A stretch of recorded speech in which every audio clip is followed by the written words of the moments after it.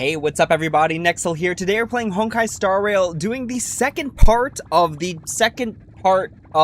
Fate Unlimited Blade Works collab, where we have started our Holy Grail War. We've met up with Rin.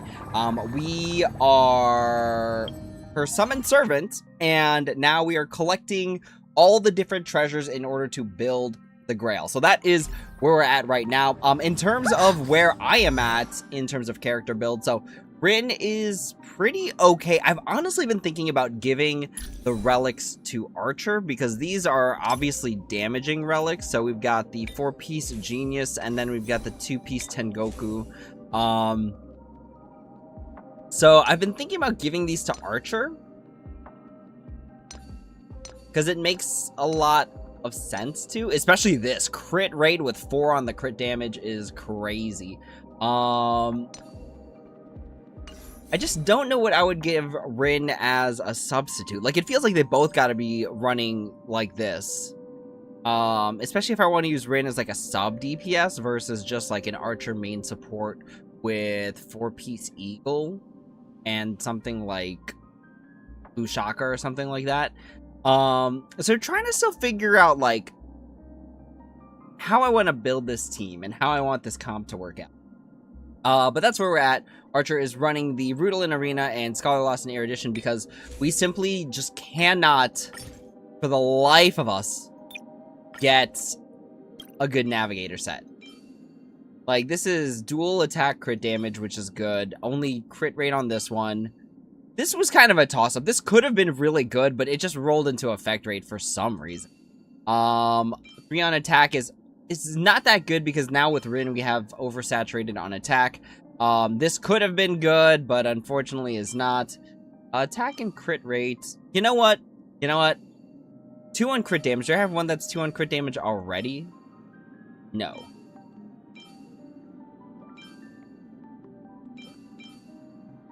Three on attack. This really doesn't matter much. Okay, why don't we do this? All right, so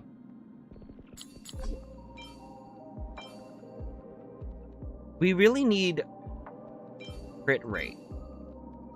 Let's see what the rest of it looks like. I think this is just bad. Damage. We really need crit rate. Really, really, really badly. Honestly, this is actually not so bad. Not that it could have been better if there was like attack percent or something in here. 3 into defense is insane. That is just horrible. Horrible luck.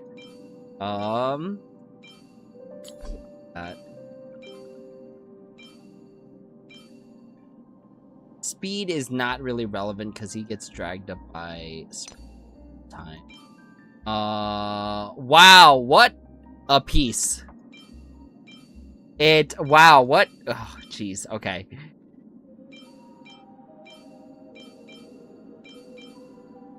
We will have like 0 crit rate.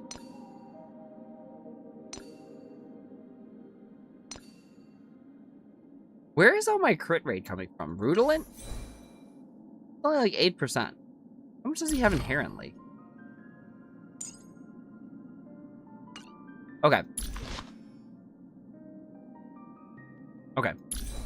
Okay. Alright, trust. Okay. What we need is to simply be good and not be bad. That is the strategy. It should have been the strategy all along. It's to simply be good and not be bad. Okay, so in lieu of simply being good and not being bad, we're going to start off with an absolutely insane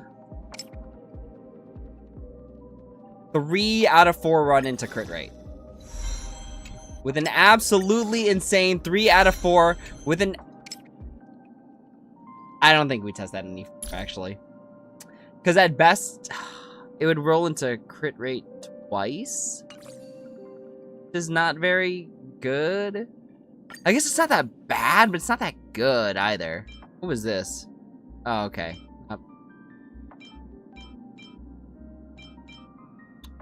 What piece can I get rid of? This is the problem with me in relic building, is that Once I get into a groove of just wanting to do it, I am like just absolutely locked in.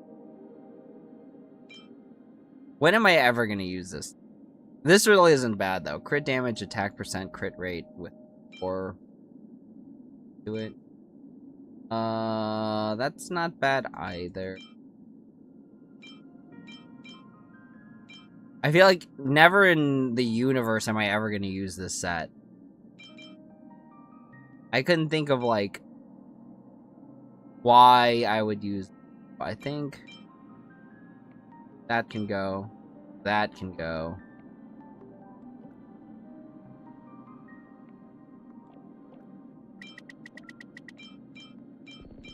Okay, the strategy is simply be good and not be bad. Okay.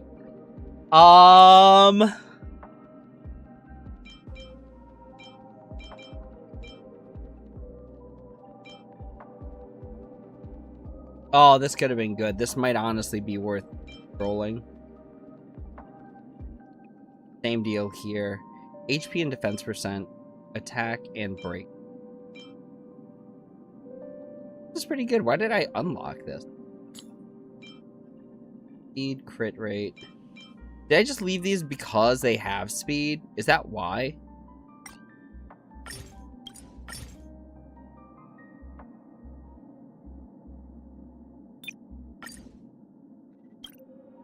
Why? Oh, why?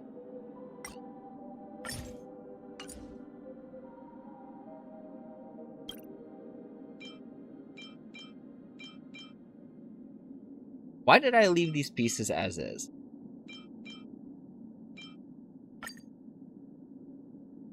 I don't have a good answer. Okay, alright. Anyways, what are we? We're like 7 minutes into the stream.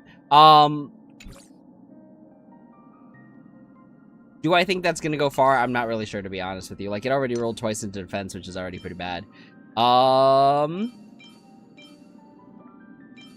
Okay, we lock into this. What we really want is attack percent and crit rate. If we can get that, we're chilling. We're already oversaturated on attack. I'm not worried about that. We can get rid of this, though. This one just turned out not good. Wow! Okay. What are you? Defense? Break effect? I'm not planning on reroll. I don't think there's any merit to reroll. So. Crit rate? That is insane. That is absolutely not okay. This is a 5 roll? This was a... Oh, no, wait. This is a 4 roll. Okay. Okay, if this rolls into only crit damage and attack...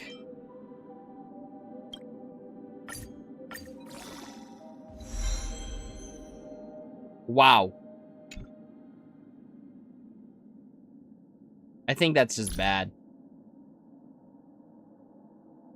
I think we keep it in the grand scope of things, but I don't think that was very good. Alright.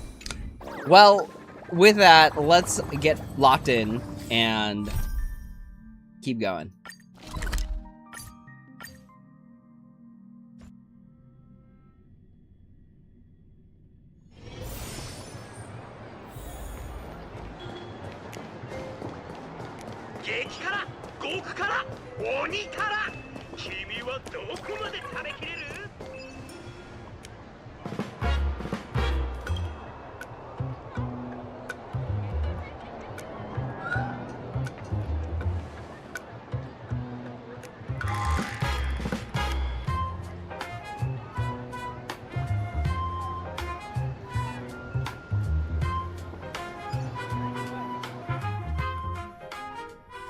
現像聖杯戦争2日目早朝太陽海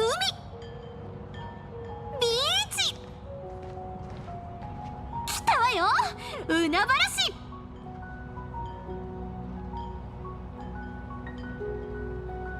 わかってるわよ。けどせっかくの海なんだし、ちょっとは楽しんでおかないともったいないでしょ。はあ、これからキャスターと対峙しなくちゃいけないなんて、はあ、気が重いわ。あんたらが昨日調べた内容をもとに姉ちゃんが追加調査したところによりゃ、相手は体術に長けた教授と魔女のサーバントらしい。ただどっちもそれなりに特殊な身分だ。扱いに気をつけるに越したことはねえぞ。ところでランサー、なんで今日はあなただけなの？姉ちゃんは別の手がかりを追ってて、しばらく手が離せないんだとよ。探偵の兄ちゃんの方はあの野郎、キャラが被ってる両区並び立たずってやつさ。だとよ。下手な言い訳ね。ご心配なく、事務所を代表して私がおりますので、何なりとお申し付けください。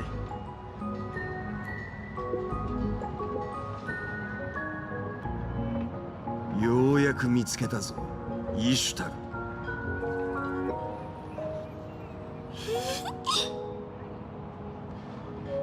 こっちだ。あいつらずっと動かねえから確実に仕留められるぜ。Okay, I surely am not the only one that's thinking that while this is called Seafeld City, there's gotta be some reference to Seafood City. Surely I'm not the only one that thought that. .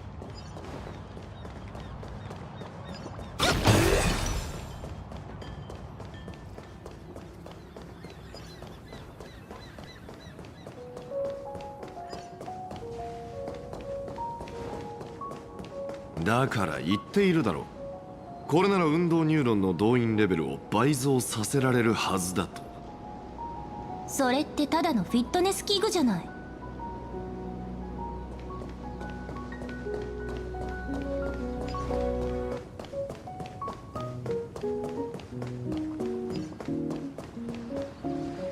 仮に筋トレが理性的思考に役立つなら、天才クラブはとっくに筋トレクラブに改名してるはずだと思わない？けど実際には腕回りが平均よりはるかに太いからなんて理由で一別された人は一人もいないでしょ。いいや、そも肉体とは純粋な理性の契機だという考えについては、僕よりも君の方がよく理解しているだろう。それを実験に投入し、指示を出し、観察し、データを集め、検証結果によって行動を修正していく。実に理性的だ。その上、これは王の財宝。異なる世界からもたらされた知恵の結晶であり、他とは比べ物にならないほど特別なのは疑うべくもない。ねえマスター、あなたの頭はなかなか悪くなかったと思うけど、どうしてそこまで筋トレにこだわるわけ？これは思考訓練だ。はあ？何言ってるの？実験室にこもるばかりではいずれ身を滅ぼす。その時になって後悔すればいい。そっくりそのまま返してあげる。それはどうも。あの二人は？キャスターヘルタ。その正体は天才クラブ会員番号83の大魔女であり、その実力は桁外れと言っていい。大魔女？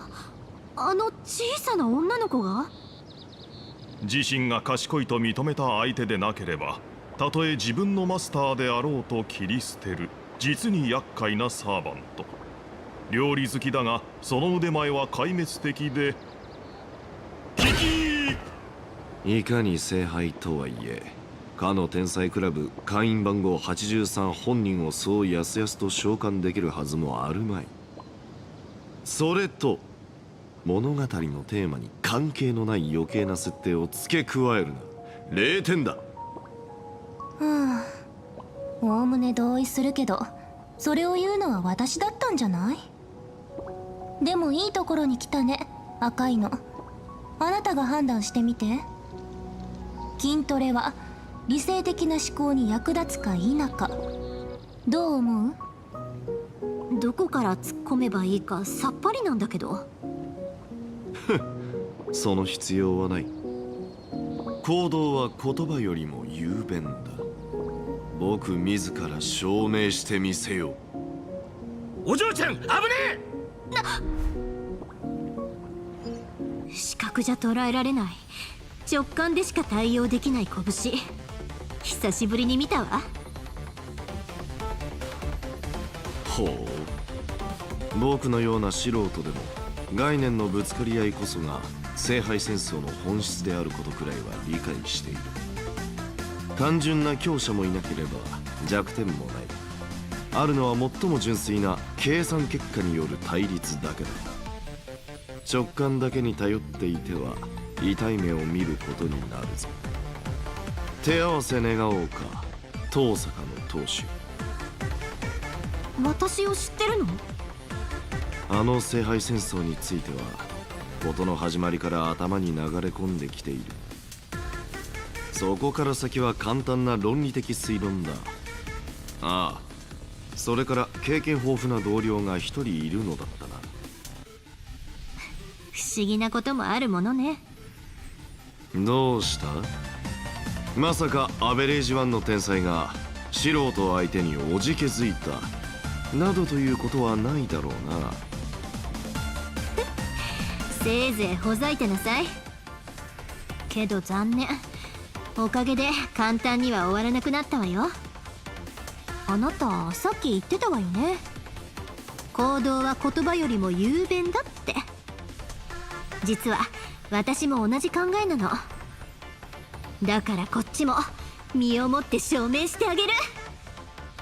それじゃ私の長年の研究成果でボッコボコよ。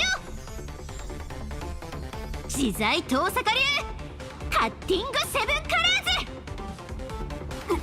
ズ。おお、これぞまさしく心身合一。ようやくこれを試せたわね。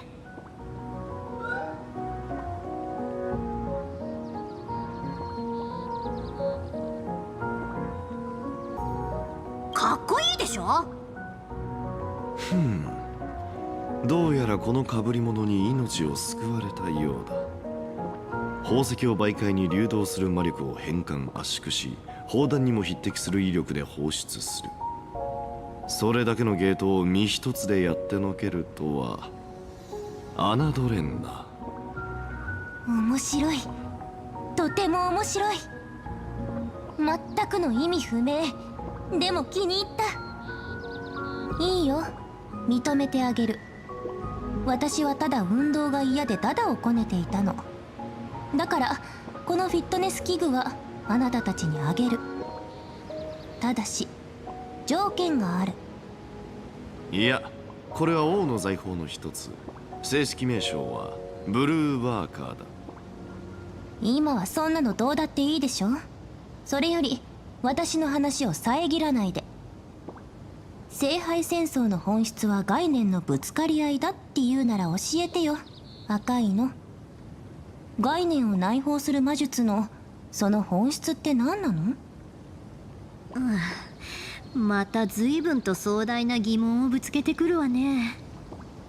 根源よ。それこそが全ての魔術師が追い求める究極の真理であり、あらゆる物事の起源、過程、そして結末を記すもの。魔術の本質と運命に大きな違いはないわ。だってどちらもある概念を実践し再現することなんだから。あなたたちの世界観で言うなら全ての運命の起点ってところかしら。私たちの目標はそこへ戻ること。そしてあなたたちが目指すのはその終点へ至ること。へえ、つまり運命の道を逆行しようってわけ。あなたたちのその理論はまるで筋が通ってない。人は知れば知るほど根源から遠ざかるものなの。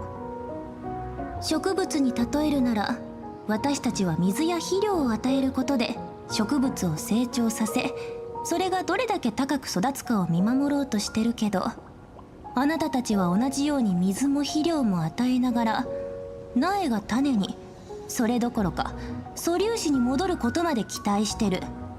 そんなことあるはずないでしょ。さすが天才。多くの魔術師たちは当然それがどんなに無茶なことなのか気づいてる。それでも何代にもわたって追い求め続けてきた。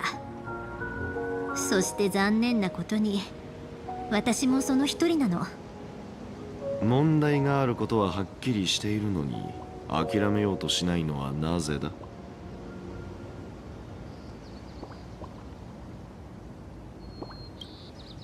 そうね。だってその方が面白いでしょ。人間なんて所詮は自分の楽しさに正直な主戦闘だもの。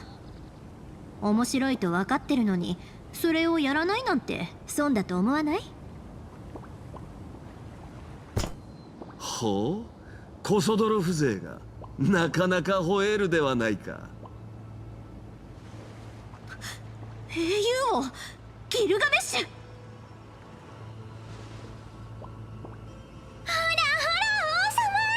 火花とカラーリングがかぶってるあの女、あれがお探しの真犯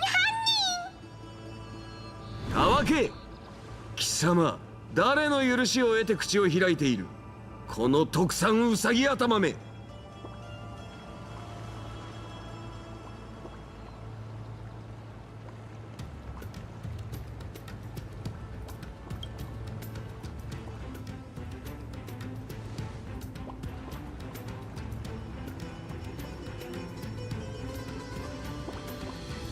それは金星の加護だな。間違いない。欲に駆られて忍び込んだゴミ山や穀倉の中、求めた財に囲まれて溺死したドブネズミのごとく貧相な匂い。こんな悪臭を放つ者など貴様以外におるまいよ。そしてよくも俺の宝物庫を荒らしてくれたな。え、荒らしたって私が？他に誰がいる？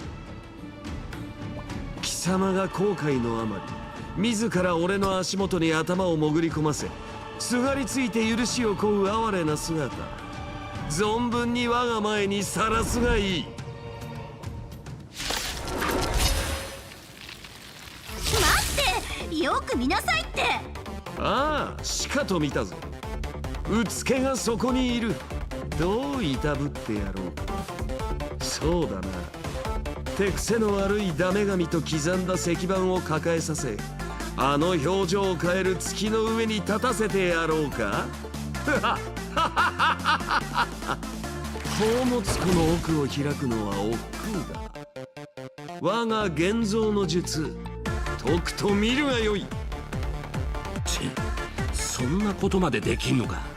化け物すぎんだろ。愚かな犬め、その程度の小細工、俺が成層圏に突入する前より見切っておったわ。Wait, okay, I gotta mention something here because I had to look into it because it was bothering me too. So, first of all, I thought we were gonna fight Gilgamesh, and if that was the case, if we got to use our regular party, we definitely would not be losing because our archer-ridden team comp is pretty good. But I did find out that Gilgamesh's voice actor, the one who actually voiced Gilgamesh in the anime, is the one who voiced Gilgamesh in the Honkai Star Wars collab, which is awesome. Alright, let's do this.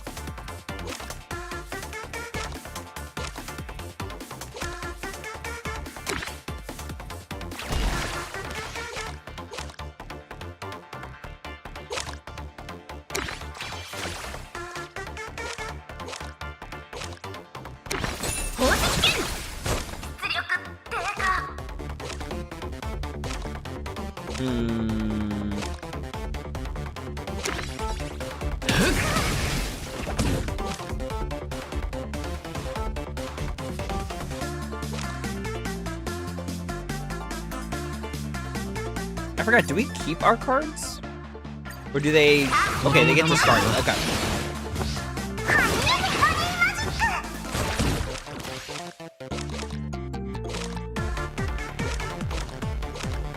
Okay, let's do this.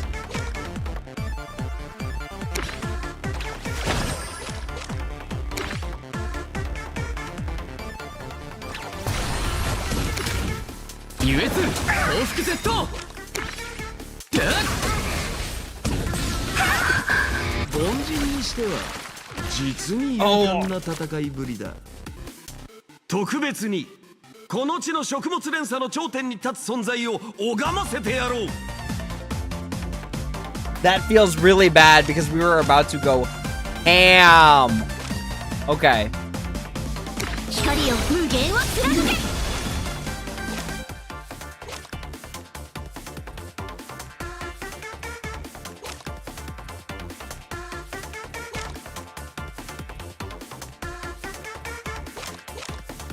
Okay, let's do this. 最高の瞬間をみんなステージに注目だ。 Alright, let's do this.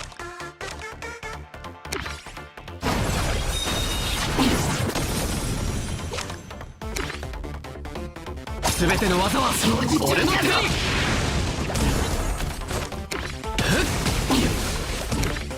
掃除中じゃぞ。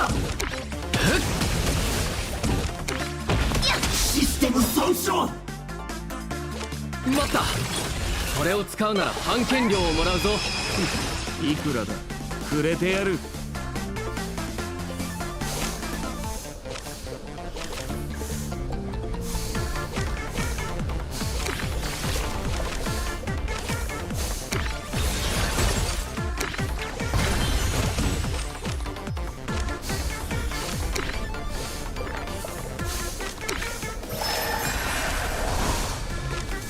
優越報復 Z。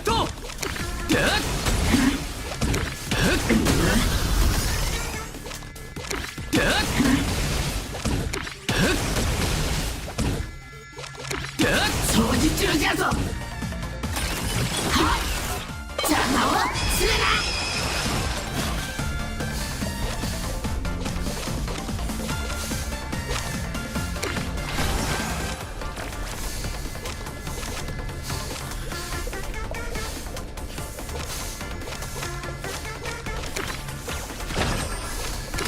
開拓を巻き起これ。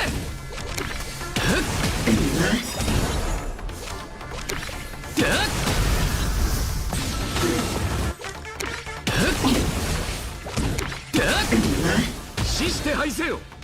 天下に君臨するはこの王を置いて他になし。待て貴様、異種たるではないな。だからもっとよく見てって言ったでしょ。私はリンとおさかりんだってば。ほらあーちゃんのマスターの忘れたの。貴様とあの赤いフェイカー、確かに見覚えがあるな。あれは予知夢で五大属性を操る小娘か。よもや貴様があの破壊神の祝福を受けようとは。貴様、その耳飾りが銀河にどんな惨劇をもたらすか気づいているのか。あれとは早々に縁を切っておくことだな。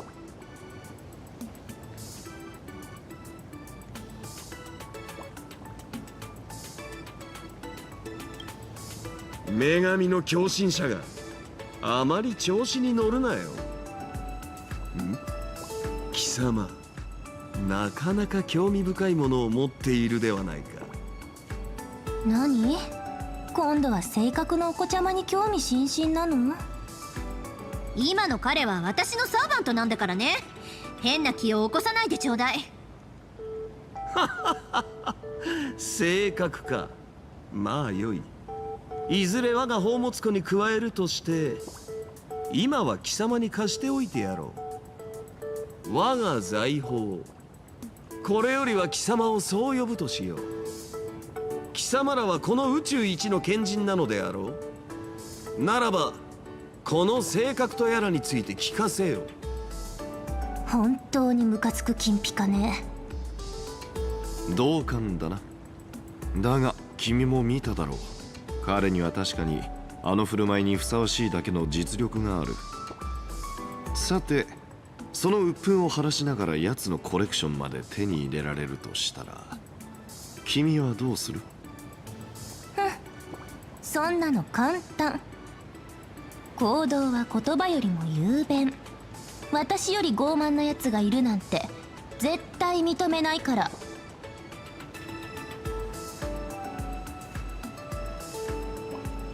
ねえあなた、天才の宝物庫に興味はない？それが真の天才のものであるというなら、一見の価値を認めてやってもよい。その期待に応えてあげる。私はいくつも博物館を所有してるけど、このコレクションはその一つに過ぎない。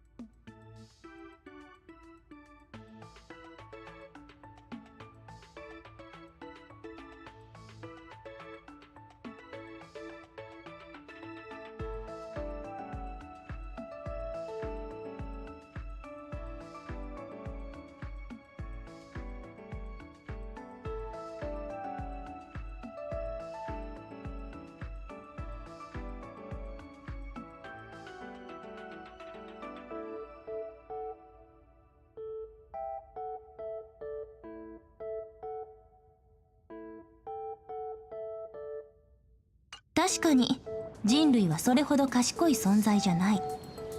多くの世界にとっては災いでさえあるかもしれないし、それについてどう言われようが私は気にしないけど、人類が創造したものには必ず貴重な意味がある。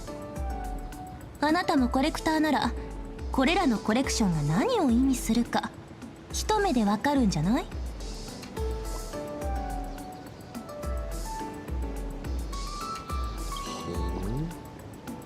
いつぞやこの世界はあまりに退屈だと口にしたが、撤回しよう。個々の人間そのものにはさしたる価値もないが、その創造物には価値がある。どんな世界であれ、その一点に違いはないようだな。この目録には合格点をくれてやる。俺への宝物として受け取ってやろう。勘違いするな、愚物。この俺を愚物と呼んだか、雑種。ここでは奴隷制など時代遅れ。これは貢ぎ物ではなく取引のための見積もりだ。私の宇宙ステーションを好きなだけ見学して構わない。けどその代わり、あなたの頭にある知識を濡れ雑巾を絞るみたいに残らず絞り出させてもらう。私たちが満足するまでね。これが我々の提示する条件。全銀河で最も先進的な知恵の結晶であり、大抵の人間では一生費やしたところで見ることすら叶わない代物だぞ。君に賢明な選択ができるなら双方が利を得るだろう。だが断るというなら、君を納得させる方法など天才の手を借りなくともいくらでもある。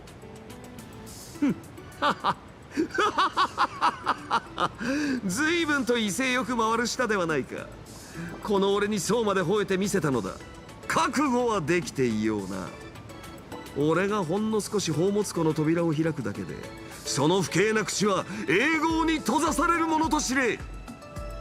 とはいえだ、貴様のその蛮勇と基地、この場で散らすにはいささか惜しい。よって業腹ではあるが特別に許す。まったく呆れた悪運よな。よくよく覚えておくことだ。もし俺がキャスターのクラスで限界していれば、全人類が知り得ぬ寝台の魔術すら行使できたのだからな。無論今でも使えないわけではないが、あいにくまだ我が財宝の全てを回収したわけでもない。魔術の知識？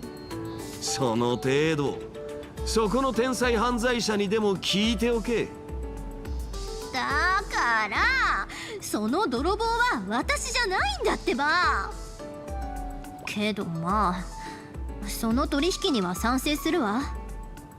知識を交換するだけで和解できるならそれに越したことないもの。それじゃ2人ともよろしくね。いい機会だから根源と起源について簡単にまとめておいたわ。手土産代わりにどうぞ。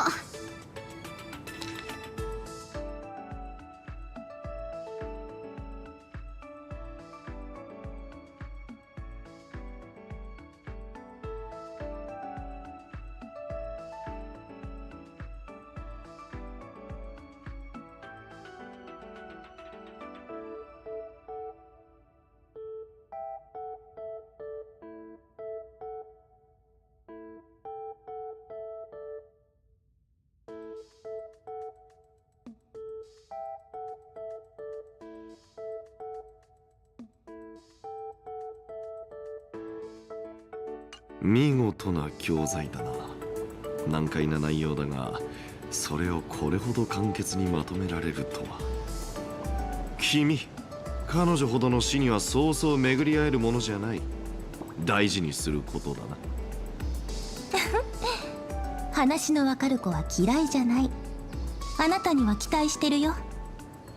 さて、それじゃあ本来の元凶について話しましょう。ギルガメッシュ、あなたをここへ連れてきた女の子はどうしたの？あの特産品か？先に戻って配信でも始めたのであろうよ。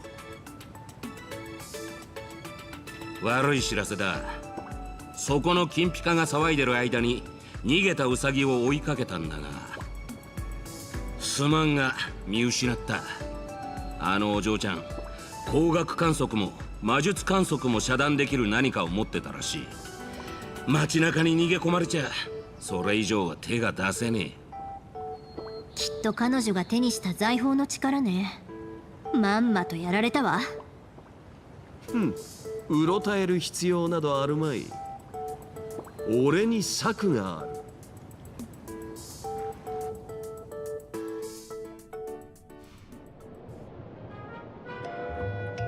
で、てめえの策ってのがこのウルク文化遺産保護財団とかいうよくわかんない団体を設立することなの？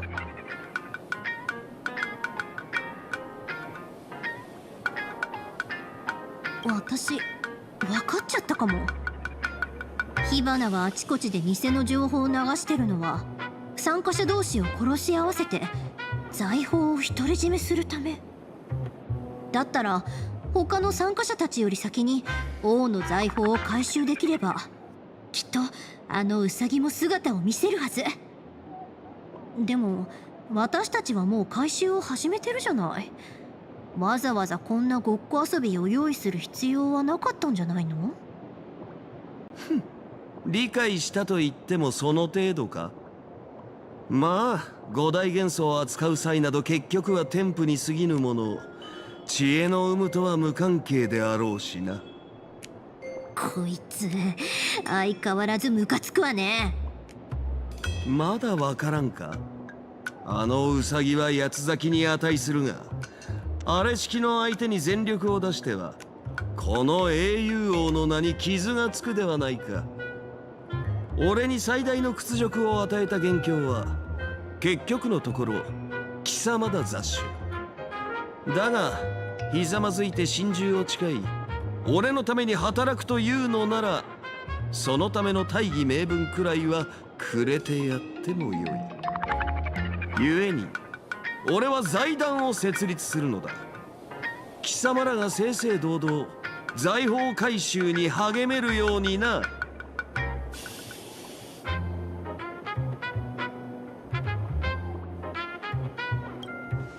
知れ者め、ここがウルクであれば貴様らのような盗人は俺のために財を取り戻すどころか腕を落とされていただろうよ。反論できない。そういえばその子は？こやつか？こやつは俺が目覚めて最初に目にした存在だ。こやつがおらねば俺は彼岸花の花海で永遠に眠り込んでいたかもしれん。故に俺のそばにはべることを特別に許しているのだ。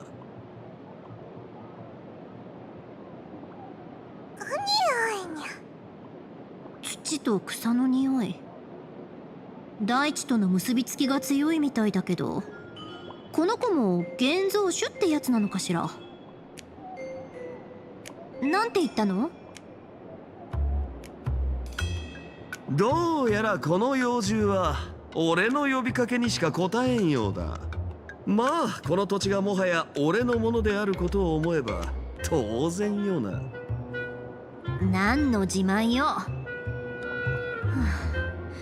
とにかく町の治安維持のために私たちも急がないとね。賢明だな。射出しただけで災害現場を作り出す程度の宝具なぞ我が宝物庫にはいくらでもある。誰もそんなこと聞いてないでしょ。ああもう見てるだけでイライラさせられる。ほら早く行きましょう。にしても口場さんはともかく探偵さんまでいないなんて。情報提供を依頼したかったのに。情報など俺の手元にはいくらでもあるぞ。褒美だ。好きなだけ持て。次はもっと早く懇願の言葉を口にするがいい。私たちだけでなんとかできるわよね。でしょ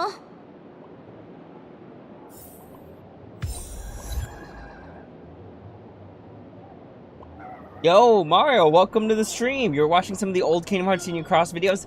Honestly, there's a part of me that thinks I cannot go back and rewatch those. I do want to rewatch the story, though. I do think it's worth a rewatch there. One thing I do want to say about this collab, though, is that I respect that they kept Gilgamesh and Rin's original voice acting people. Like, this is Rin's original voice actress. I was like, it just sounds so oddly familiar.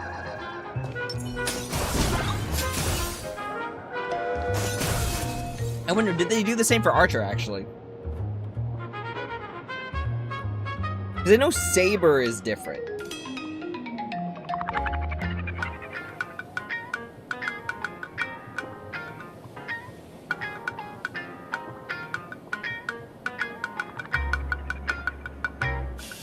Take a look. Yeah! He also voiced Archer in Unlimited Blade Works. Honestly, that's just so cool that they went all the way and then got the cast. Big fan. Okay, so what do we have to do next? We're gonna go here. Like that real quick. I think let's do a roll. Feeling spicy. Let's do a roll. We're 94 warps away from getting Gilgamesh S1. So far it took 106? No way. 106 warps to get Rin? Which isn't too bad in the scope of 180. Okay. Can we get this on the first warp, though? This is the real question. Oh shit! Oh gosh! Is it possible?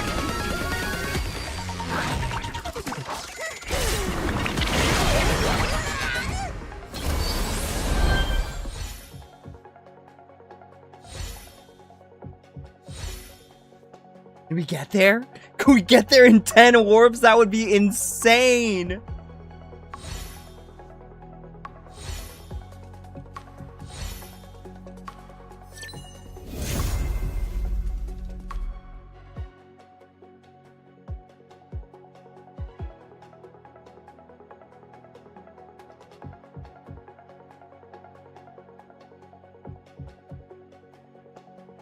10 warps.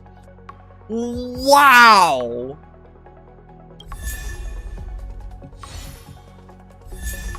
And we got a character and a 4-star light cone. Y'all, that's crazy. That is insane.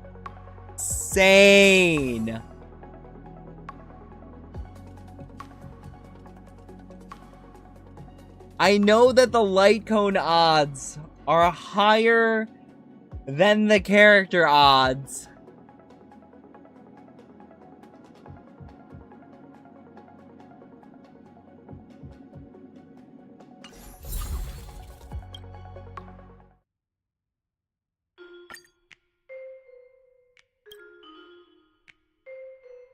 That's right.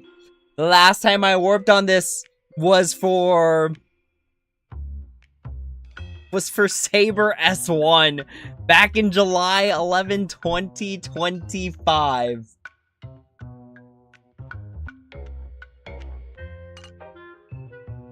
I don't even have enough warps to get the free light cone.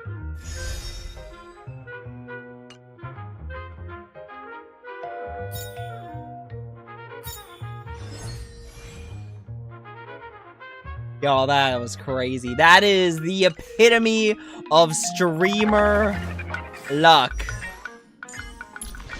Alright, Herda S1, nothing personal. You can go back to going to the Herda.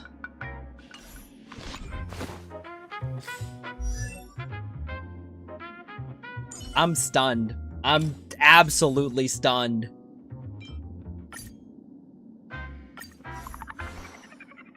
Absolutely baffled.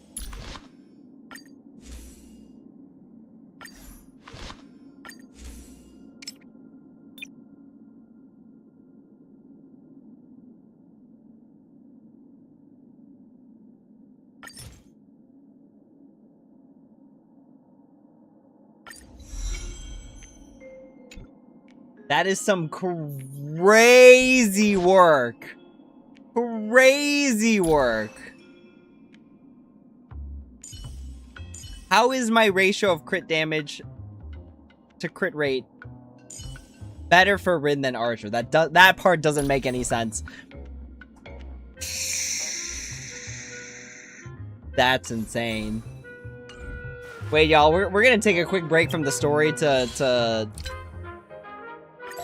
do a little bit of in-game gambling. We have to test this further. Just real quick, just a quick sidestep.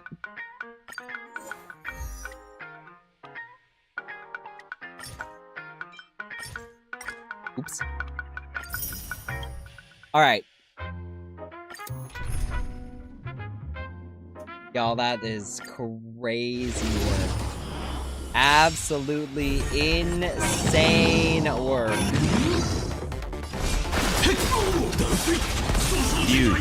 急不滅をもって 10 warps. いい子にしてね。 I didn't even think that would have been possible. 光を風景を貫け。イシタル、やってやるわ。アンガルカキガルス。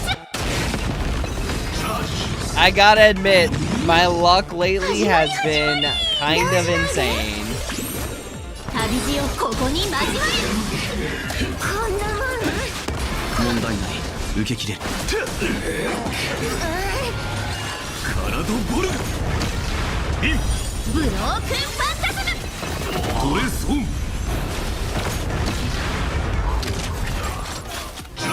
I'm still stunned. I can't believe that just happened. 優しくかくれんぼし答え見つけてごらん。頑張って光よ風景を貫け。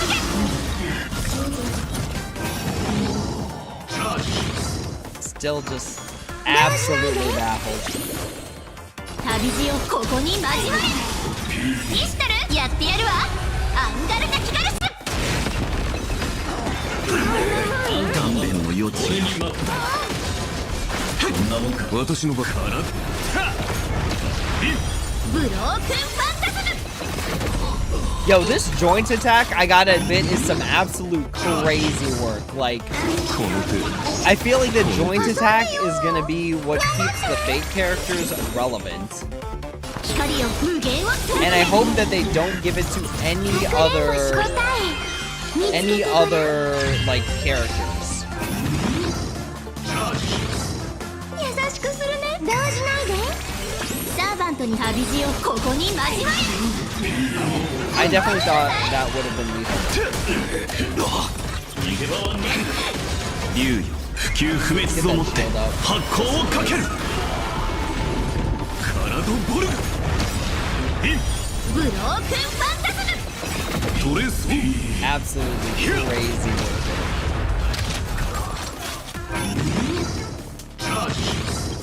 イシュタルやってやるわアンガルナキガルス Being able to convert an entire planet into an arrow is insane.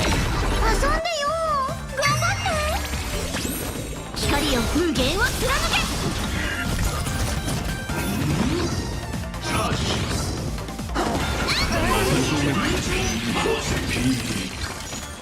動じないでかくれんぼし答え見つけて I don't know why I did that. Rin doesn't need it. 旅路をここに交われ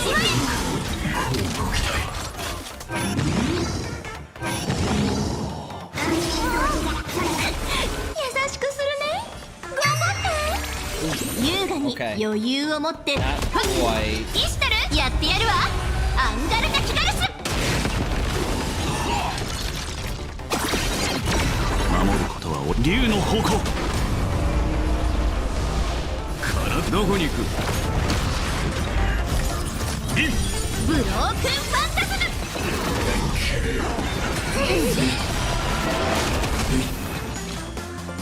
動じないで懲りないやつだ I am unlimited Blade Works 問題か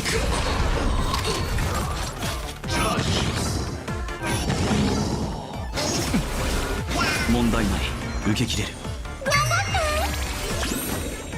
て光よ無限を貫け遊ん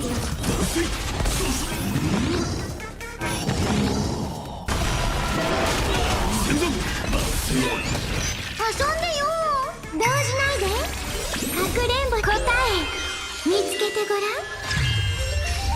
サーバントに指図旅路をここに交われ Oof, Rin absolutely destroying the competition. Okay, so what we need from here is just an insanely cracked set of the IC set. So speed, not bad. Attack without the other defensive stats. I don't know how I feel about that. Defense is not really good. Attack and rate and HP is actually pretty good. That's actually not so bad either. Okay, alright. This is where it boils down to what truly matters. Attack percent with crit damage is respectable. HP is not respectable. HP is not respectable. Attack with speed is good, but not needed. Attack with crit damage, it should have been the reverse. This is useless. This is useless.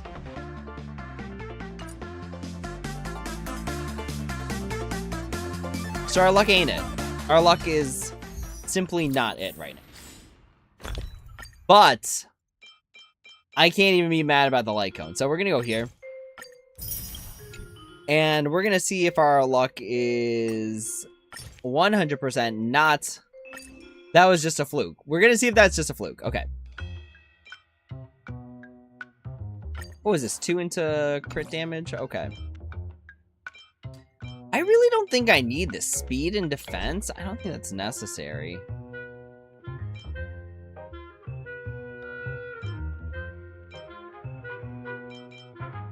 What did this roll into? 111? Oh, that's not good. It's just twice into crit rate. Not bad, not good either. Okay, in the context of Archer,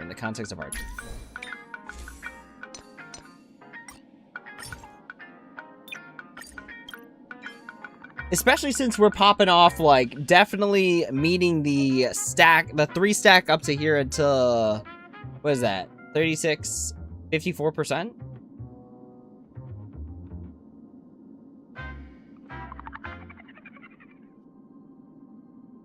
That's consistent.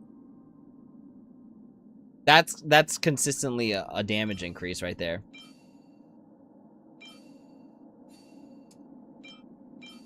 I don't know under what circumstance this is in my favor, because even if it hits into crit damage, is that going to be as valuable? Honestly, it might just be better to re-roll that one. So bad.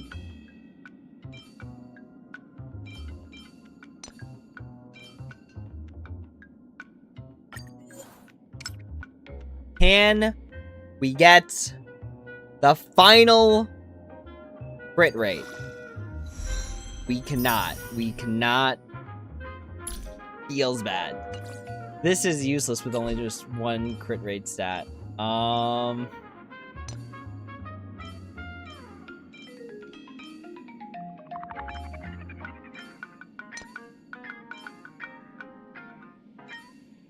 It's like literally all of my rolls just avoided hitting crit rate.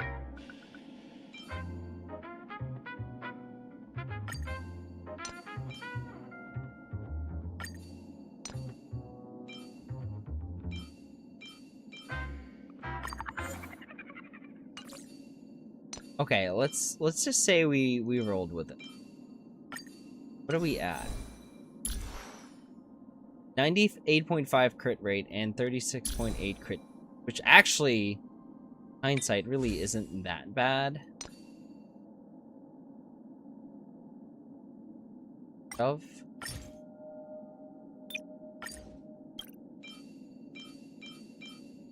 Okay, we can make up for it all right here by strictly rolling into crit damage the entire way through.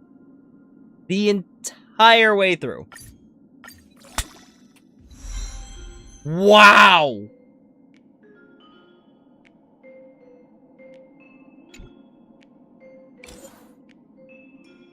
I ain't even mad. That's actually pretty darn good. Wow. Okay. Not bad. Wow.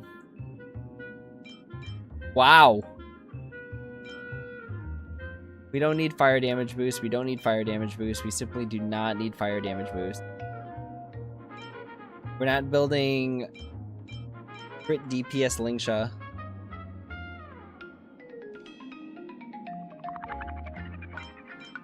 But if we were going to build crit DPS Lingsha, which ones would we... Wow, that was kind of crazy, actually. There's no way I need all of these. There's simply no way. Why do I have HP on a sphere that's for damaging? Oh, wait. No, I don't know why I have this. Why do I have this? Why do I have you?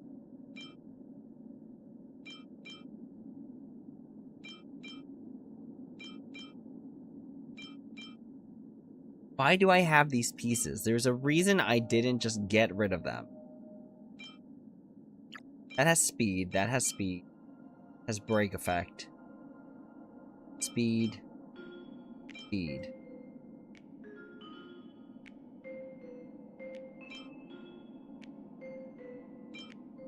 Surely I had good reason to save all these unnamed relics.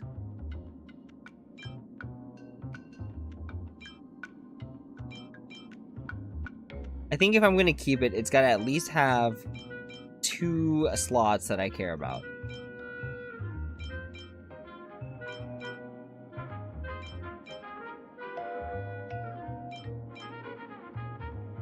That one's actually not bad. Okay, we get rid of ones that have attack as one of the 2 stats. Because it's very easy to oversaturate on attack per...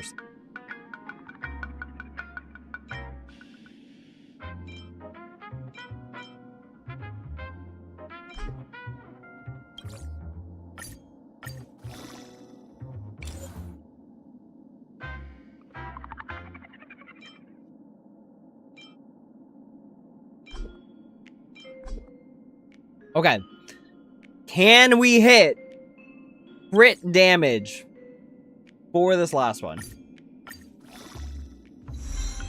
No. Simply could not. They just simply could not let us have it. I would have honestly preferred 3 into crit damage actually here. Okay, where are we sitting?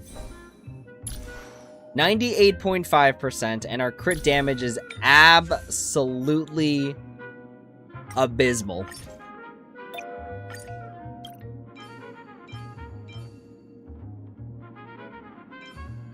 What's our attack sitting at? 3,000 is actually pretty darn good.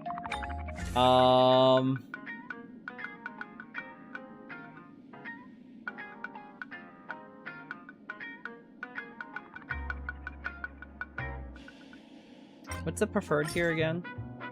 Sengoku? Why is it? 3 or more skill points are consumed. Crit damage by 32. 48. Just a generic 48%.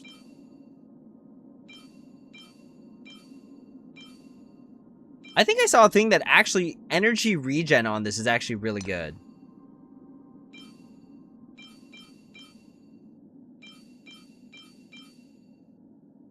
We're oversaturated on attack, so honestly, I shouldn't be worried about that. Why don't we... Okay. Let's do some more runs real quick before we get back to this. And I keep saying real quick, but, like, I'm just very curious to see how this will go.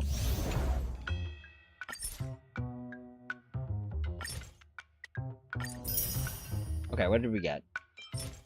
Quantum damage boosted set. Imaginary damage boosted. Useless without the correct subs. Fire damage. Useless with the bad subs. Fire damage with rate might be good. We're gonna hold on to it. Fire damage with crit damage is not bad. Energy. Okay, we're looking for energy regen or attack percent. Defense is useless. Defense is useless. Fantastic. We love getting horrible subs. And mains. Even the mains were bad.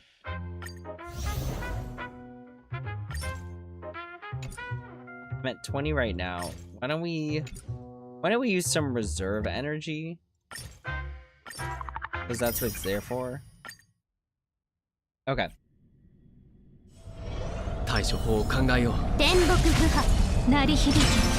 Don't make fun of my... Oh my gosh, it's Harmony. Don't make fun of my elation team. I get it. It's not the correct build. I understand.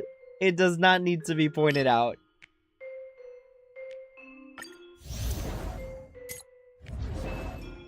Please. Please don't joke. MC, please, I beg. Why did you have to do? We need to swap you right away, my dude. Why can't I change?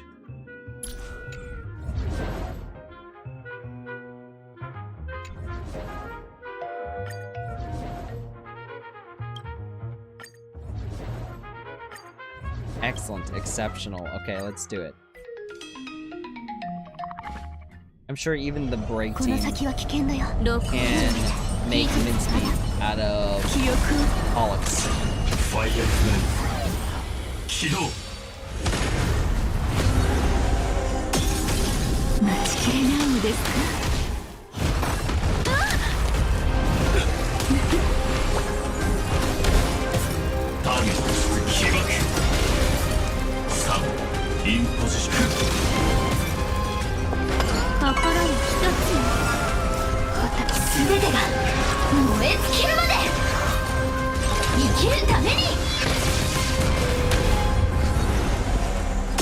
We love Gundam Suit Firefly.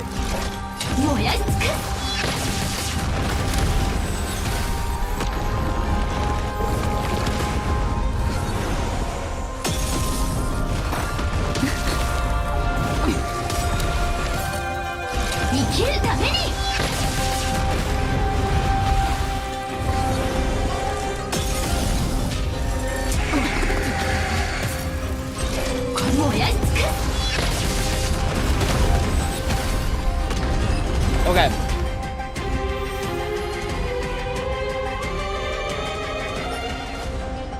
Ice damage boost is not bad, but we needed the subs to be crit rate and crit damage.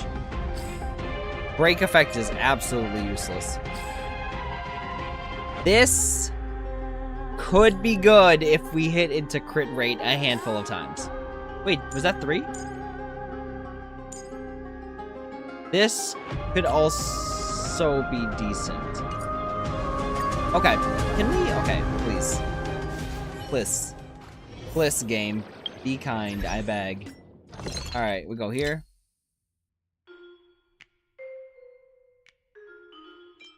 Because honestly, there's just so many spheres that it just seems like a good idea to just do quantum boost. It just seems like a really good idea. Because we're just oversaturated on attack as our.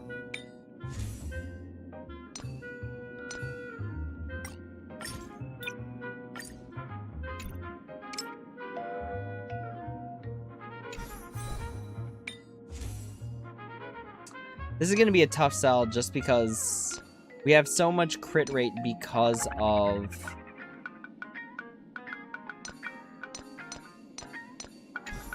You know what? I actually feel pretty good if we gave Rin a... We gave an energy probe. I actually feel pretty good about that. If only it had better subs.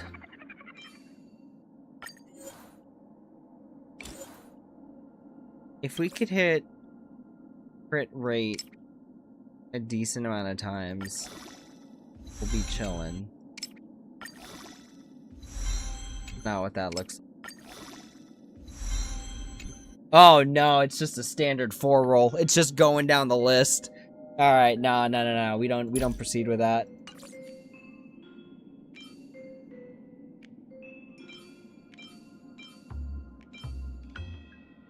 If only this wasn't defense.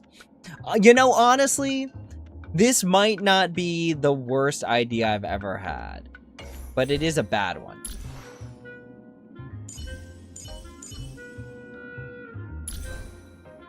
Okay, we're gonna see our in-combat stats later.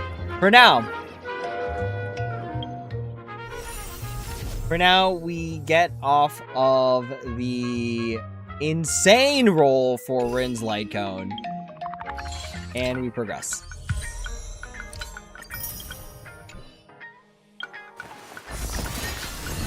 Absolutely insane roll, y'all.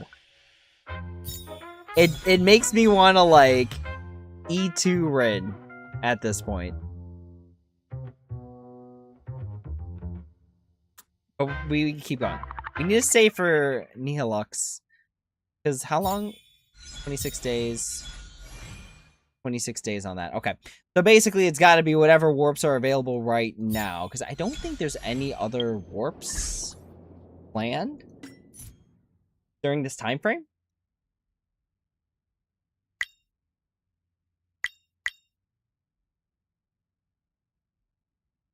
Are there any other warps? Mikanova, Rin, Gilgamesh.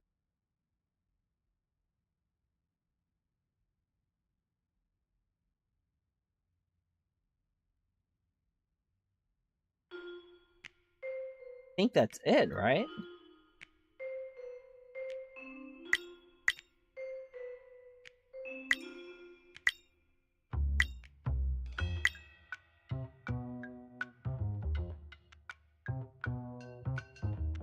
Yeah, it's just Fate or Himiko Nova, or I guess I could put some rolls onto Sparksy banner. Anyways, we've detoured enough. Let's go ahead and collect this. 2/3 divine.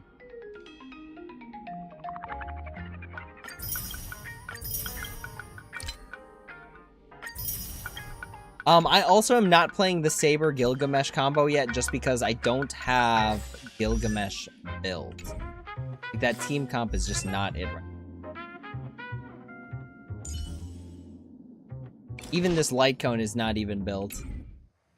Alright, let's keep going. Let's heal up a little first, though. There we go. Alright, let's keep going.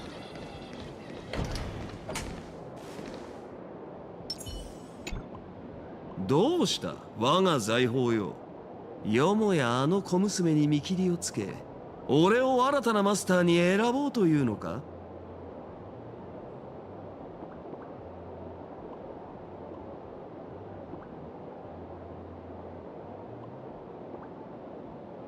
そもそも彼女がどうやって宝物庫をこじ開けたのか気にならないわけ？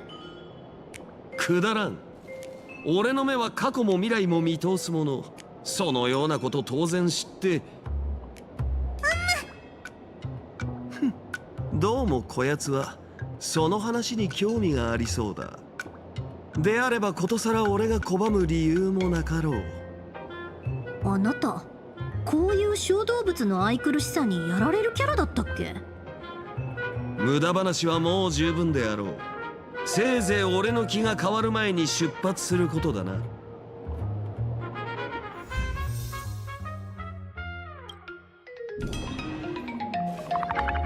無駄話はもう十分であろう。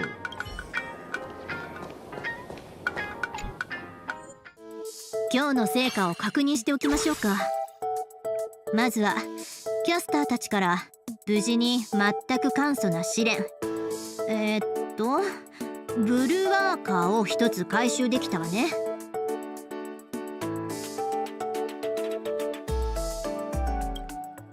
それから英雄王ギルガメッシュをどうにか制圧。誤解を解いた上で彼と一緒にいた緑色のキメラを仲間に加えた。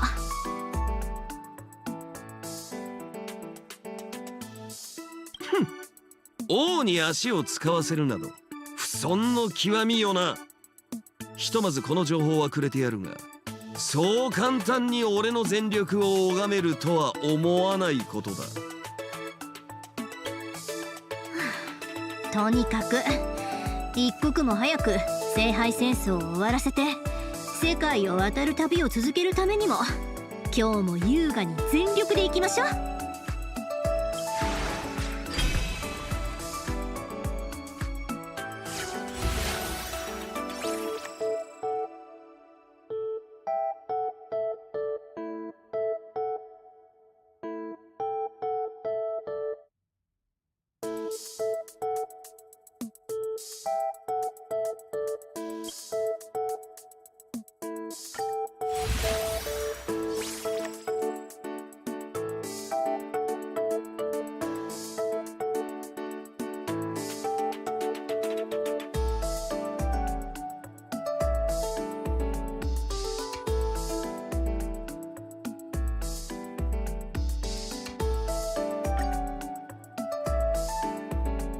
While I love the idea of the Chimera just because it's cute, I don't really intend to draw out battles that long.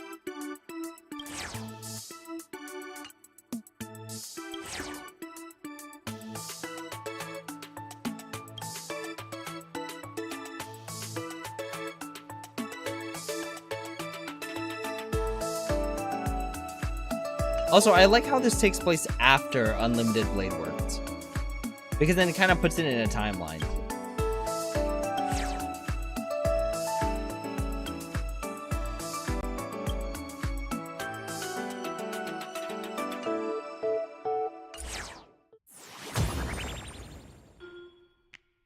All right, here we go. Let's do it.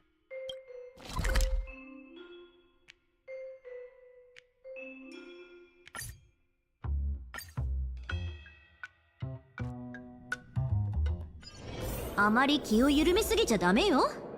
さあ、次の旅の準備をしましょう。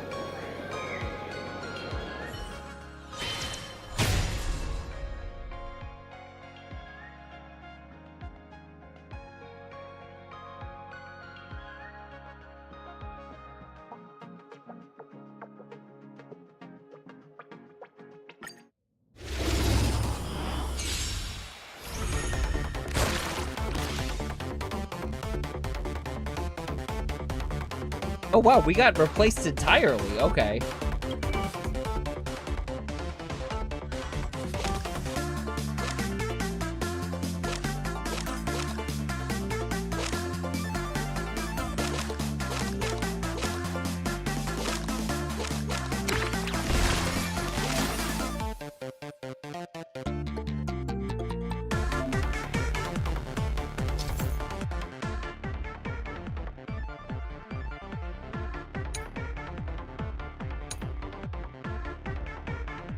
Okay, so it's a giant attack.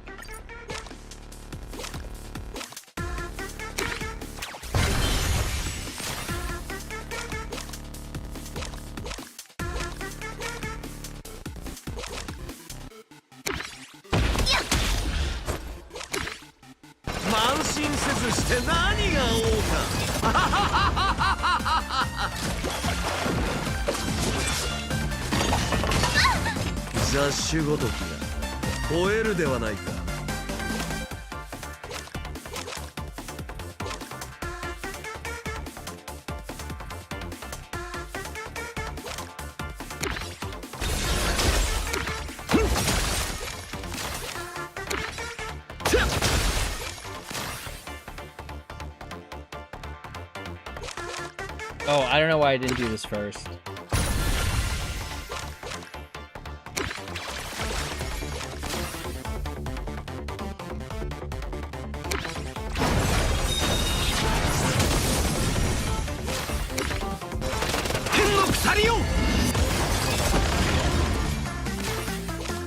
To this day, I still think they should have kept Gilgamesh's original, like, gold armor. Like, just in full.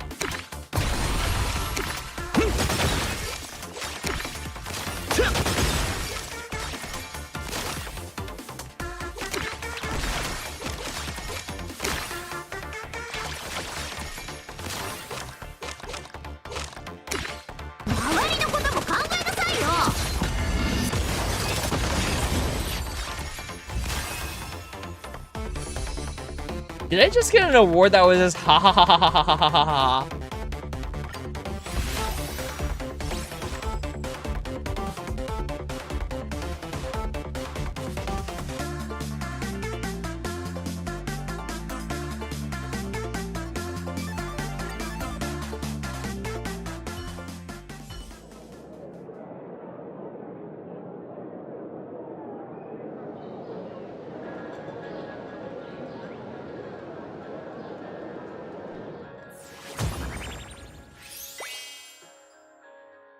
I'm honestly just more curious about collecting all of these.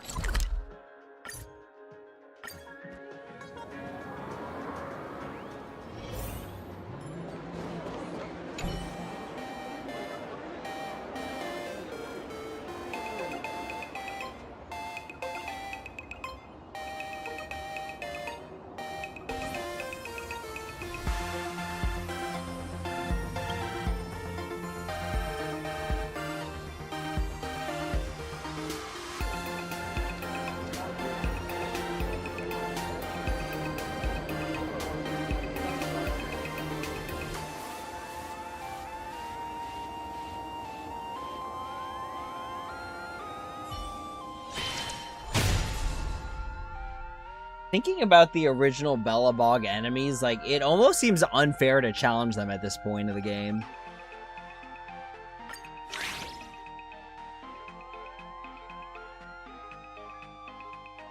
Do I have to use Gilgamesh? Guess so. That's fine.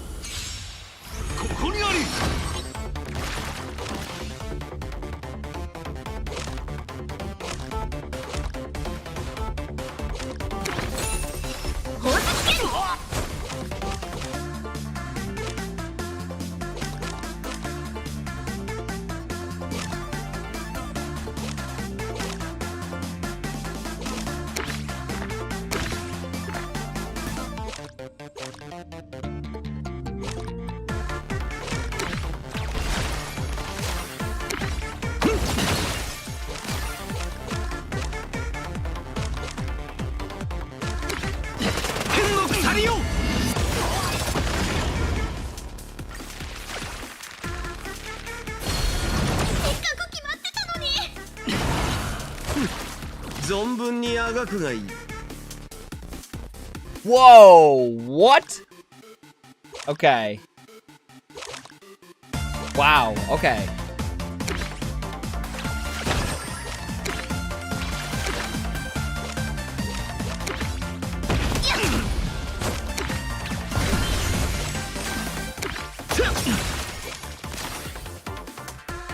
Make it hurt.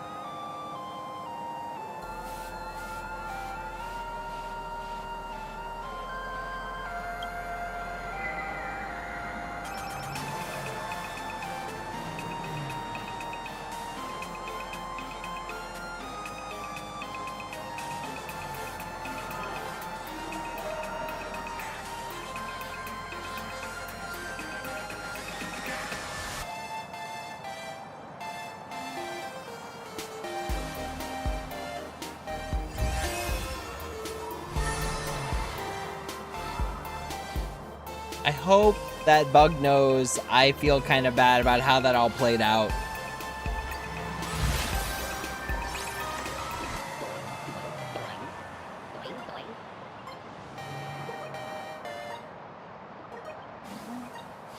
I like this because you could pair it with Gay Bold pretty well.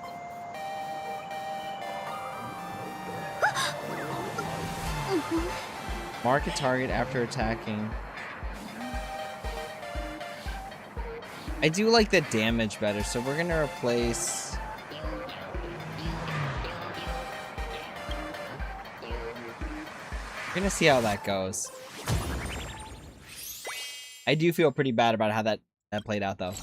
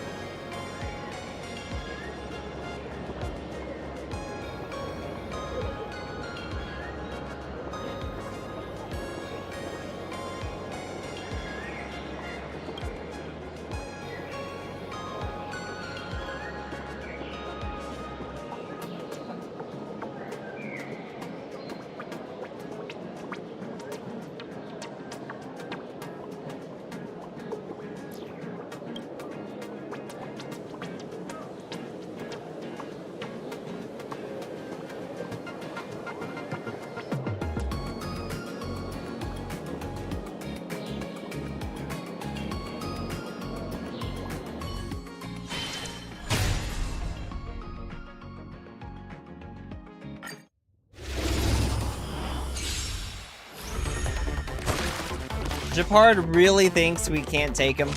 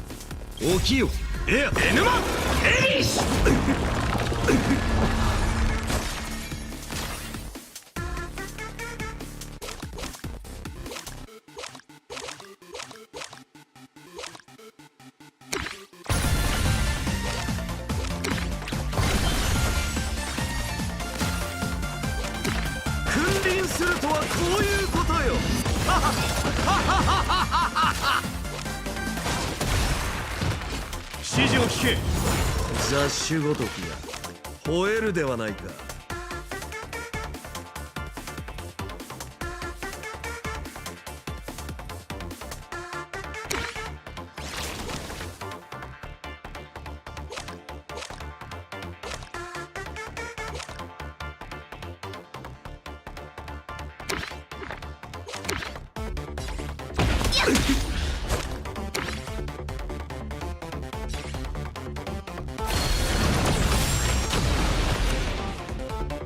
孫悟の名のもとに。しかし必ずしてやるからね。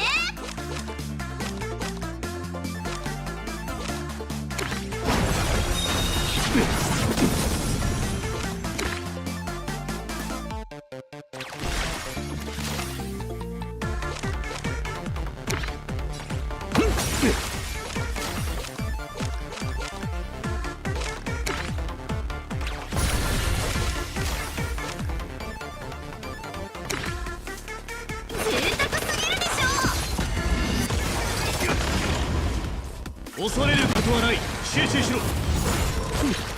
存分にあがくがいい。 Okay, I gotta be careful because...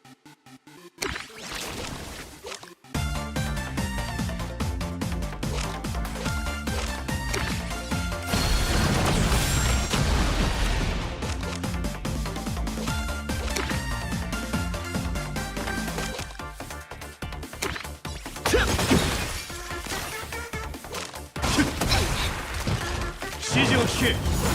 雑種ごときが吠えるではないか。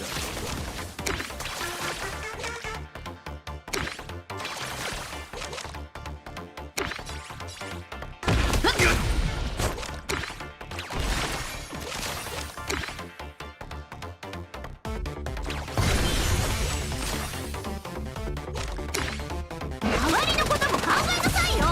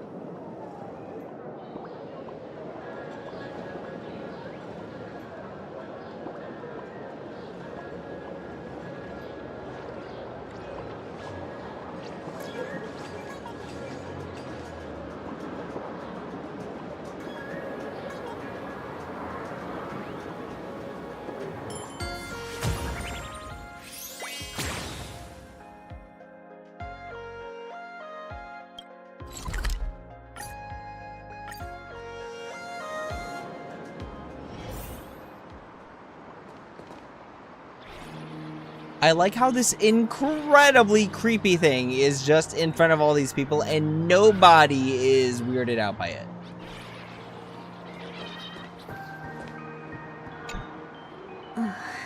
これってもしかしてあなたが言ってた凶悪な顔に虎のように強靭な顎、伸縮自在の触手を持つっていう伝説の奉公する魔物？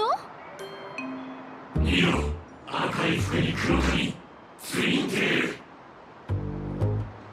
あれが火花ってやつに違いない。行くぞ。早急を切り裂く。我が眼光は雷のごとし、羽ばたく天空の覇者。逃げない。荒野をするし者、我が牙は三日月のごとし、地に植えた亡霊、ワールデフ。山々を振りまする。我が威風は炎のごとし、高き誇る剣士、マウンテンタイガー。我がリベンジャーズ、ここに集結。憎き日がない。我らの裁きを受ければいい。伝説の魔物とやらの正体がよもやこのような雑種の寄せ集め、鶏、犬、虎のサーカス団とはとんだ期待外れだな。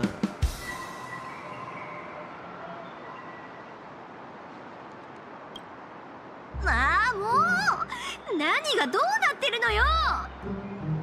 だいたいあれのどこがタイガーよ。どう見たってヘビじゃないの。タイガーは猫だ。猫は柔らかい。我が輩も柔らかい。よって我が輩もまた猫である。キュウリで証明しよう。あの女の言うことに耳を貸す必要はない。彼女の儀式を完成させてしまえば取り返しがつかなくなるぞ。儀式？ちょっと待って。そもそも私は火花じゃないし、儀式って何のことか説明を。まだとぼける気か。行くぞ。我らを敬愛するご主人のためリベンジだ。リベンジは合体。レッツゴーリベンジ。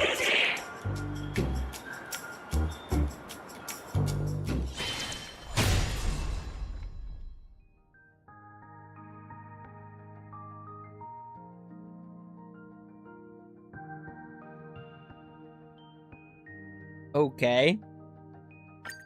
Interesting take on the Avengers. 茶番にしてはなかなか愉快な思考だ。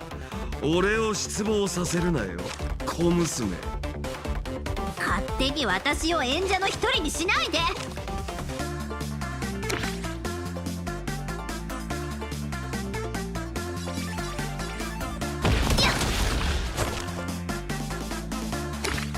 旅路をここに交われ。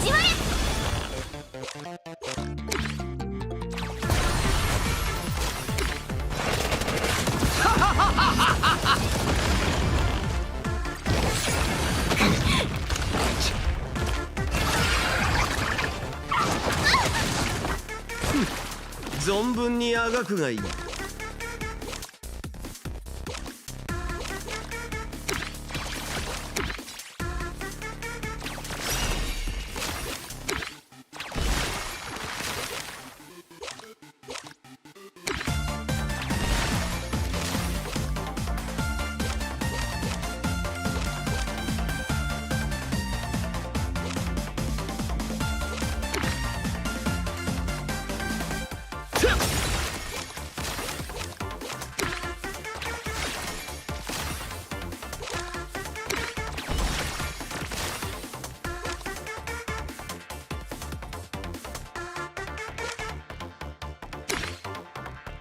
贅沢すぎるでしょ。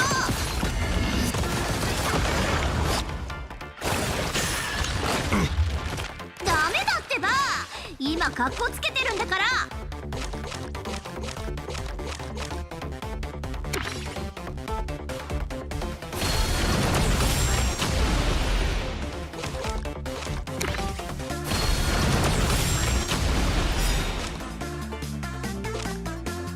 起きよエアエヌマエリス。贅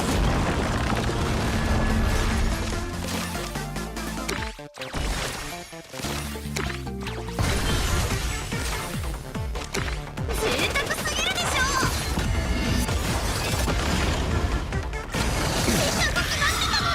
雑種ごとき吠えるではないか。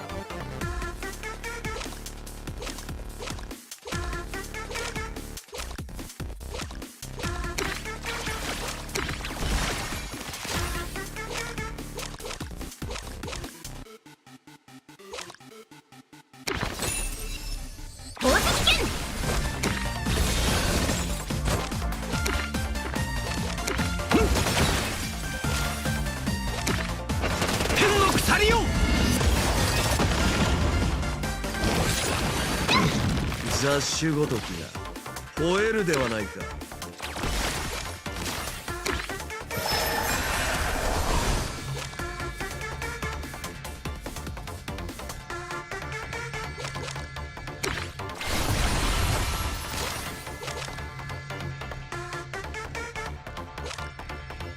イシュタル、受けやってやるわ。アンガルタキガルス。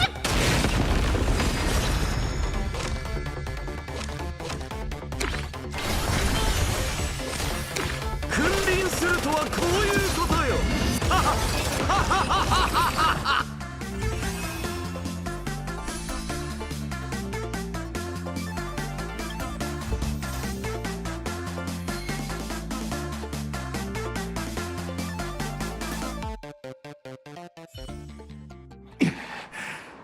ごめんよ、ライダーさん。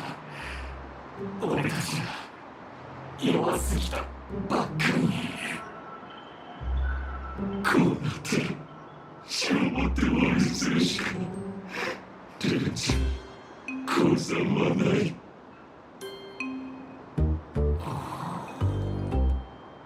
もしかしてこの人はヒマじゃないのか。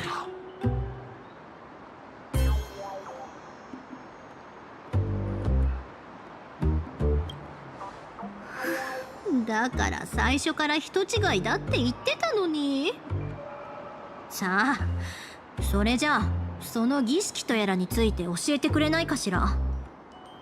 火花は何を企んでるの？あいつは俺たちの主人をライダーさんを奴隷にしたんだ。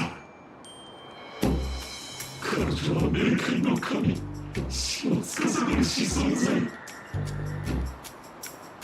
彼女はとても可愛い。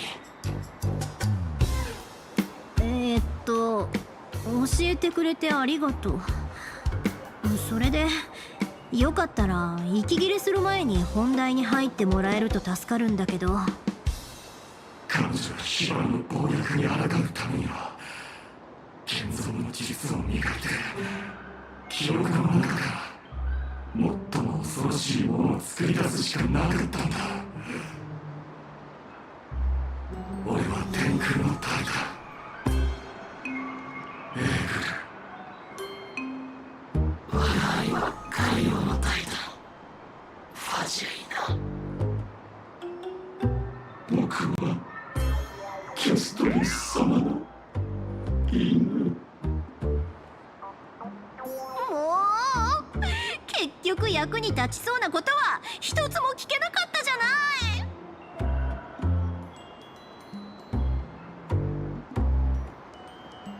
この雑種ども、純粋な現像生命体ではないな。こやつらの本質は記憶だ。記憶？それなら火花とライダーの間に何があったか過去を掘り起こせるかも。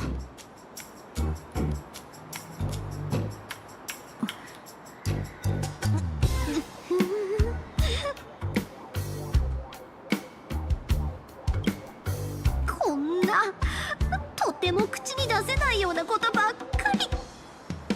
行くわよ。ほら、あんたも金ピカももっと建設的なことをしましょう。もうライダーってば、ちょっと目を離した隙にペットを使って助けを呼ぼうとするなんて。でもようやく追いついた。イシュタル？ん？女神様、まさか自らこんなところまで。あいつ早く捕まえて。そんなに怒らないでよ。何もかもうまくいってるから。今はちょっとプライベートでやらなくちゃいけないことがあっただけで。火花はこれにて失礼。今度会う時までにちゃんといい知らせを用意しとくから。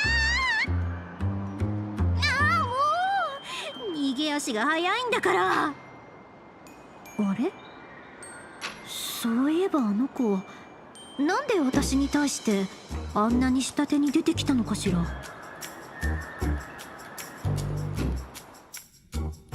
火花を取り逃がしはしたものの戦果は上々。ともかくこれで仕事は一段落。凛は一度海原市へ戻り、あちこち駆け回ったここ数日に区切りをつけようと提案した。はあ、なんだか悩みが全部吹っ切れたみたい。ごめんね、最後のおみくじは私がもらったから2人一緒に引いたってことでどうかしら。さーて、私たちの運勢はと。あんまり良さそうなことは書いてないわね。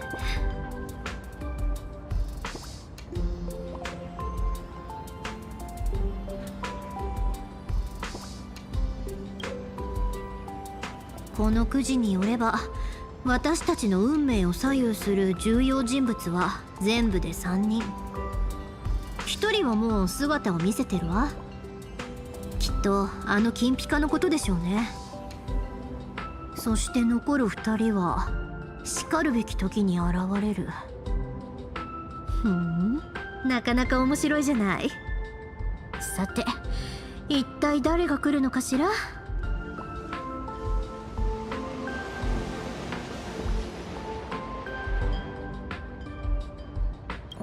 私がよく知ってる。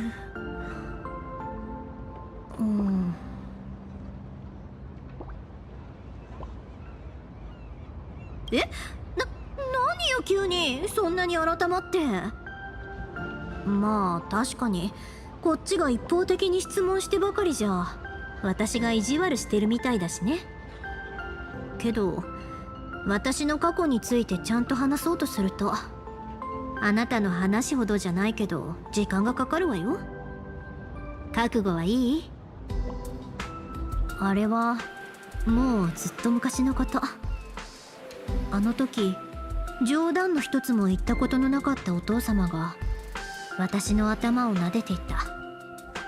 撫でていたっていうより、頭を掴んでぐりぐり回していたっていう方が正しいのかもしれないけど、お父様に頭を撫でられるのはそれが初めてだった。もしそれが最後だと知っていたなら、とっておきのジョークで笑わせようとしたでしょうね。凝り固まっていたお父様の方をいつかほころばせてやるんだってずっと隠れて練習してたんだから。代々伝わる宝石のことや地下室の管理法、何一つ隠そうともせずに話す姿を見ているうちに、幼い私にもなんとなく予感はあった。お父様はもう帰ってこないのかもしれないって。お父様は第4次聖杯戦争の参加者だった。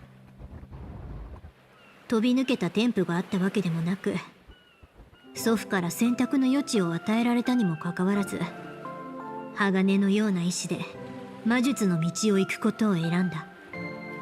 自らの手で人生を開拓するその権利と意志、そして信念こそがお父様が遠坂家に残した最も貴重な遺産だった。残念ながら私と妹は生まれた瞬間からその期待を裏切ってしまっていたのだけど、生まれながらに与えられた才能が私たち姉妹から選択する権利を奪い去っていった。でもお父様の意志を継ぐため、遠坂の名誉のため、そして自分自身の理想のため、みんなが言う天才じゃなくたっていい、私はただ一人前の魔術師になりたいだけ。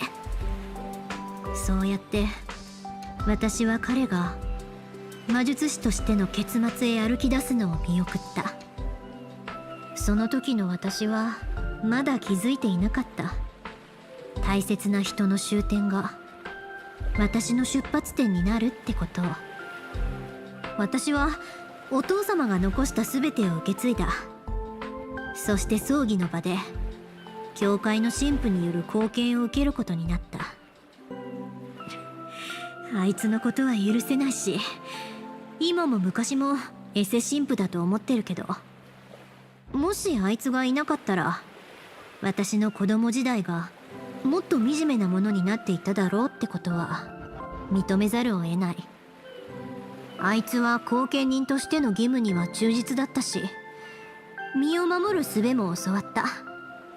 家財を売り払われて生活の負担は重かったけど、衣食住に困るようなことはなかったし、それだけで十分よ。誰もが憧れる優等生でありつつも、魔術師としての掟は守る。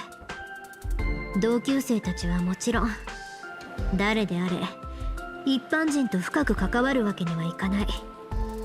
傍から見ると窮屈そうに映るかもしれないけれど、私にとってはそんなに大変なことじゃなかった。支払った対価の分だけ報いが得られるんだから、悪いことじゃないと思う。時々、もしも魔術の道に足を踏み入れていなかったとしたら、私の人生はどうなっていたかなって考えてみたこともあったけれど、やがて最後の黄昏が訪れ、電話のベルが鳴った瞬間、普通の人間である遠坂凛の時間は終わった。電話鳴ってるわよ。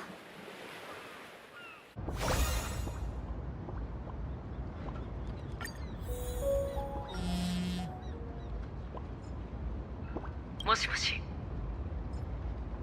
遠坂さんも一緒かしら。私に用って口場さんが？聞き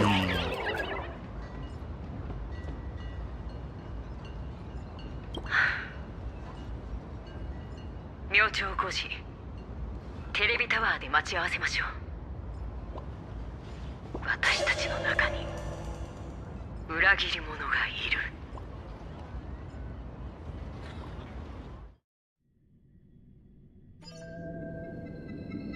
調和の奇跡があちらでは大霊魔術なんて呼び方をされてるのか。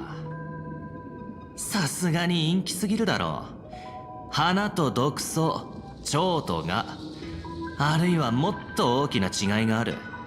向こうでは濁音ってそんな設定なのか？お宅にはお似合いじゃないか、ワービックさん。僕はいたずらが好きなだけであって、反社会的な存在になりたいわけじゃないぞ。そういえばサンデーさんと体を共有してないのは珍しいんだろう。会いに行かなくていいのか？めったにない機会だろうに。やめておこう。彼は幻月遊戯のことだけで手一杯だろうし、わざわざ邪魔をしに行くこともないさ。それに予感がするんだ。これから先、彼の方より何万倍もエキサイティングなとんでもない展開が待ち受けてるって予感が。というか君、もうすでに英雄王が限界してるっていうのに、なんで君もサーバントに慣れてるんだ？君たちの間に何かしらのつながりがあるようにも見えないけどな。そんなことはどうだっていいだろう、ワービックさん。聖杯戦争において重要なことはただ一つ。最後まで生き残ることだ。口場が本当に君の推理、あの小娘遠坂凛が真の黒幕だって推理を信じてくれるとでも？推理だとか嘘だとか、そんなことにこだわってどうする。重要なのは彼女がこちらの罠に連中を誘い込んでくれるかどうかだけだ。その時が来れば犯人を暴き出すのも財宝を独り占めするのも僕たちの思うがままさ。君みたいなサーバントは嫌いじゃないよ。久しぶりの再登場だ。ワクワクしてきた。このワービックが、いや僕たちが最後には必ずやこの聖杯戦争の勝者になってみせよう。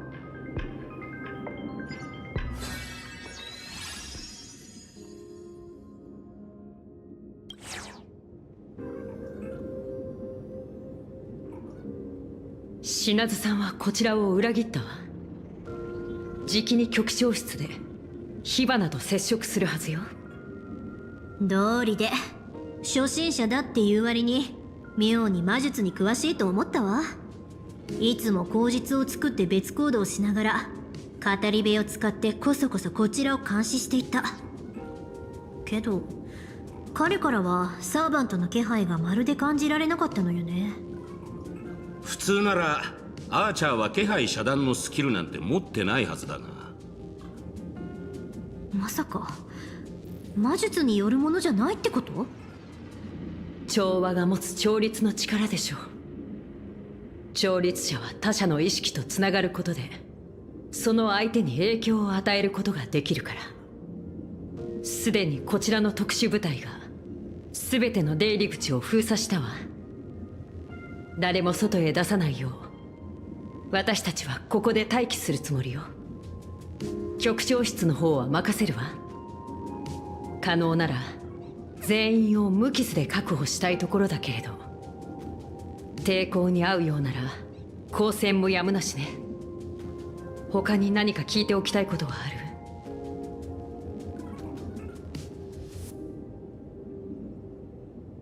取り調べ室でなら彼もおとなしく白状してくれるでしょう。まったく口場さんらしいわね。さあ気合い入れていくわよ。常に余裕を持って優雅に一緒に立ち向かいましょう。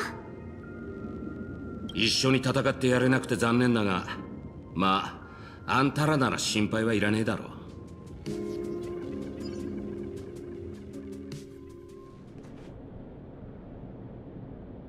バイタルは安定してる。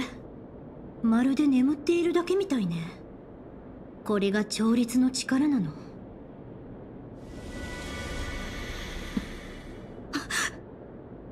これは調律の夢とは全然違う。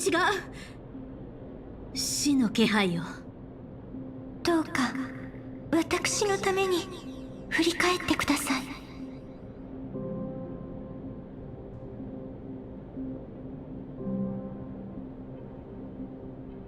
ええ、それもかなり大規模な結界型の魔術ね。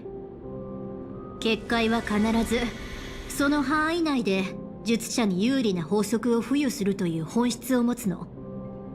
そこでのルールさえ理解してしまえば影響は最小限に抑えられるはずよ。結界中に呼びかけの声が響き渡っている。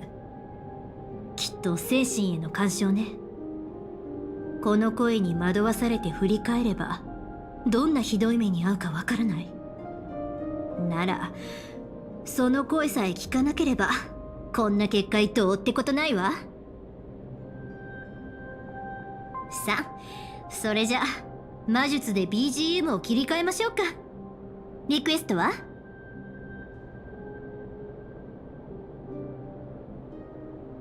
簡単よ。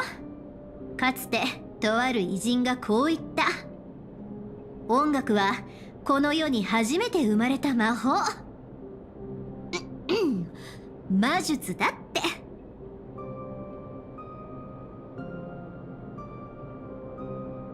派手にノリのいい曲ってこと？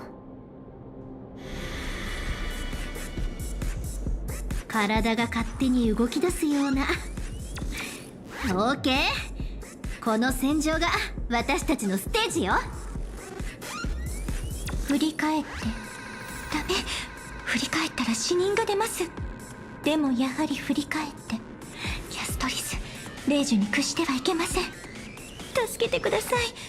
どうすればいいのでしょう。I'm like super scared that if I actually turn the camera around, it would be disastrous for us. We're gonna pause and save here at the start of day 3 and call it a night here. There is one thing I want to do now that we have Rin's E or S1. I think I could do better here.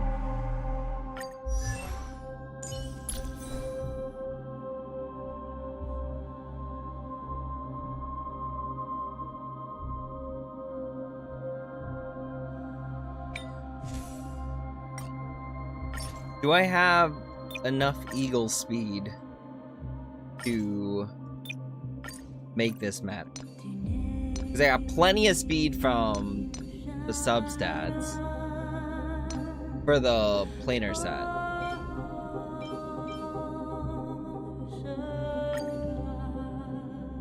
I'm just curious to see how this... Oops.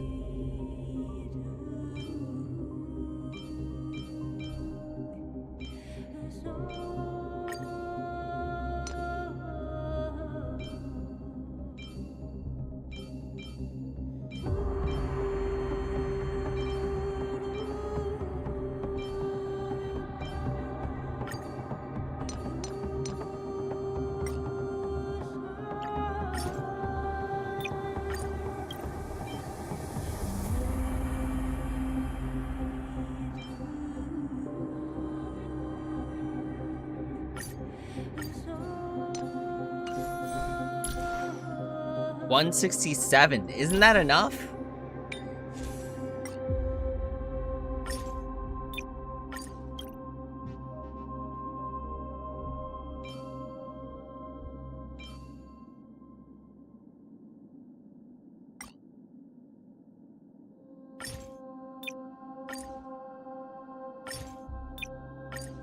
I think my sprightly Von Whack is just not it right now.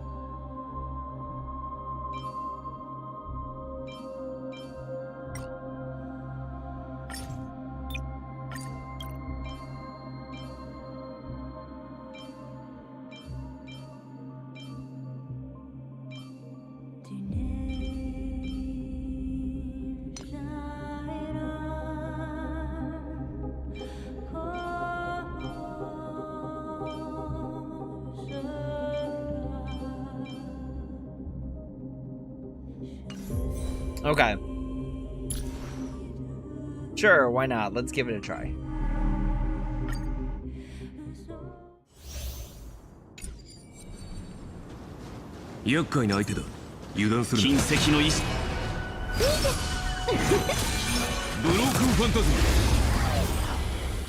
I wonder if I'm diluting my damage too much by having Rin also be a DPS. 俺が受け取天地を支える竜に不朽不滅をもって発光をかける戦存動じないで。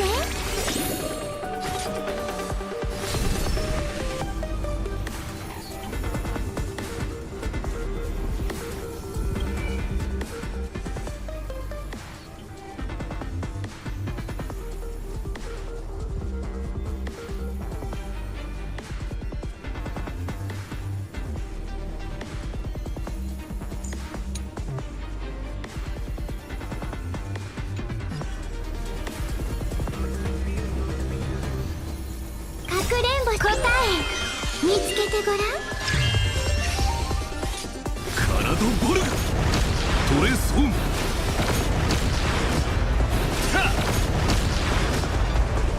どこに行く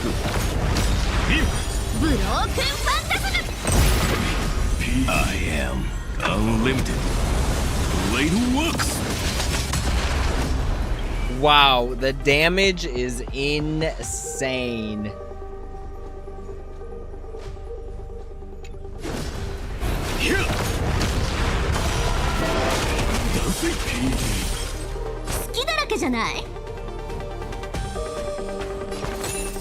I think this will take him.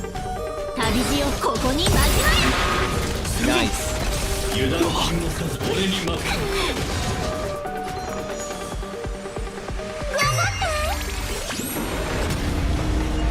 れは今までこんなもんか私の番かイシュタルやってやるわアンガルタキガルスカラドボルグブロークンファンタズムトレソン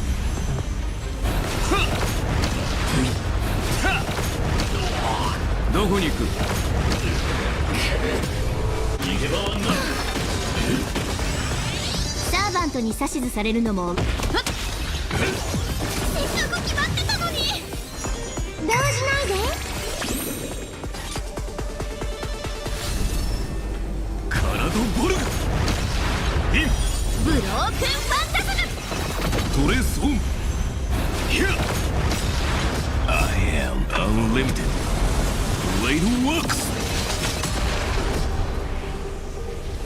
竜よ不朽不滅をもって発光をかける。こ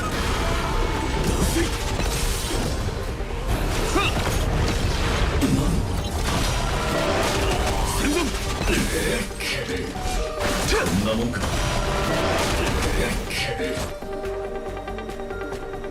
光よ無限を貫け。優しくするね。頑張って。懲りないやつだ。カラドボルグ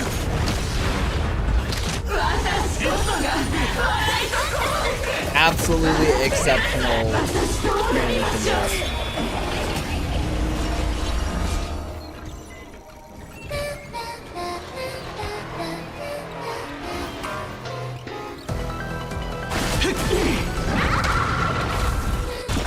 遊んでよ。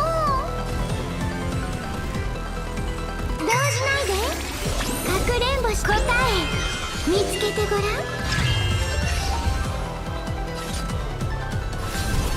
カラドボルグトレースオン逃げ場はない。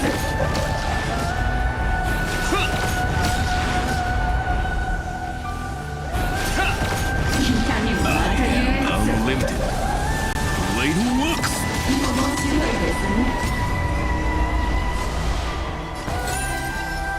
旅路をここに交われ。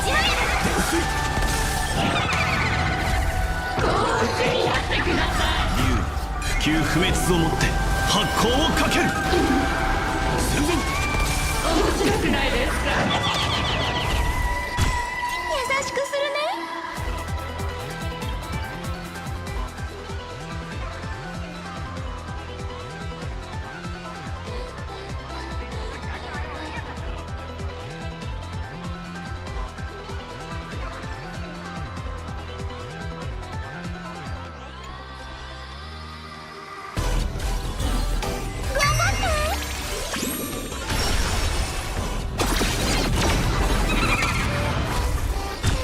守ること私の番か。カラドボルグインブロークンファンタズム。トレースオンどこに行く。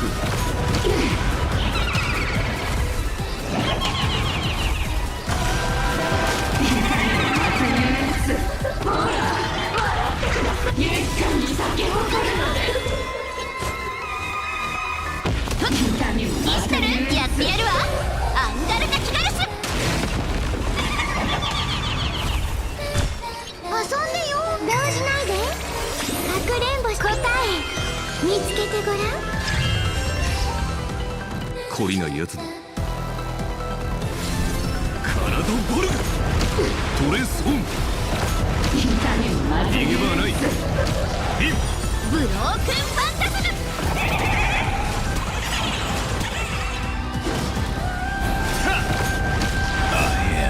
Unlimited ブレイドワークス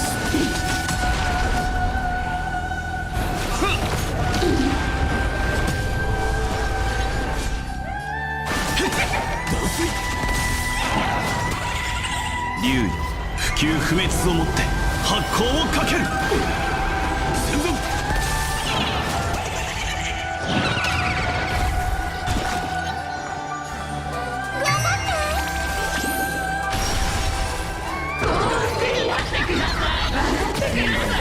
受け切れ。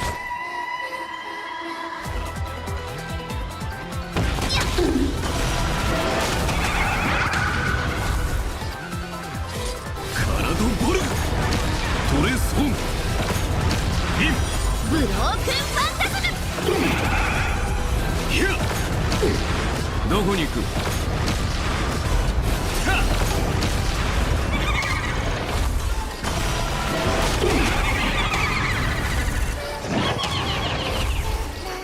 これは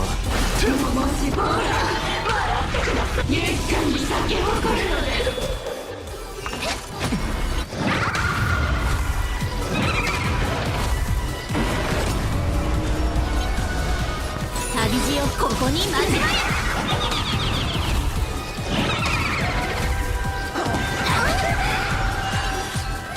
ボルグインブロークンファンタズム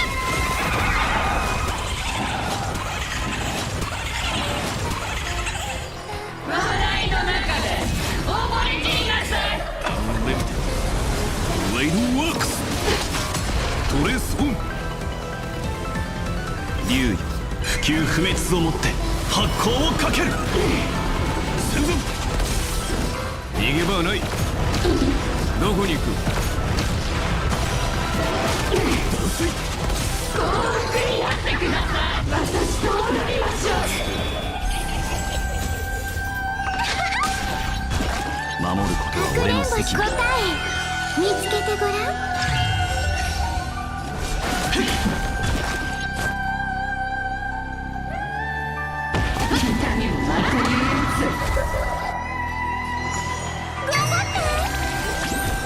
私の番かカナドボルグトレースオン逃げ場はないどこに行くリンブロークンファンタズム I am unlimited Blade Works 戦前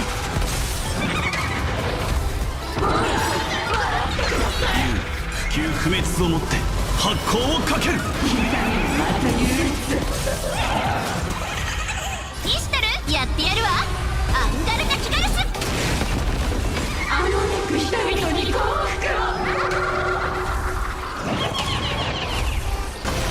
I think I might be too tired to be thinking straight because I definitely should have finished this fight by now.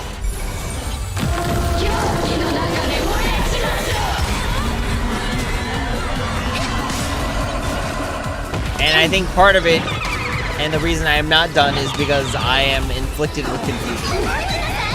懲りないやつだカナドボルグトレースオン Oh, this is a wrap. どこに行く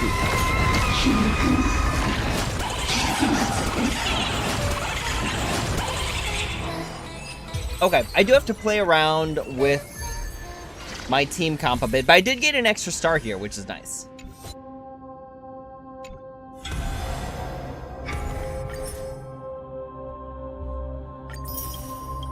Alright, y'all. So,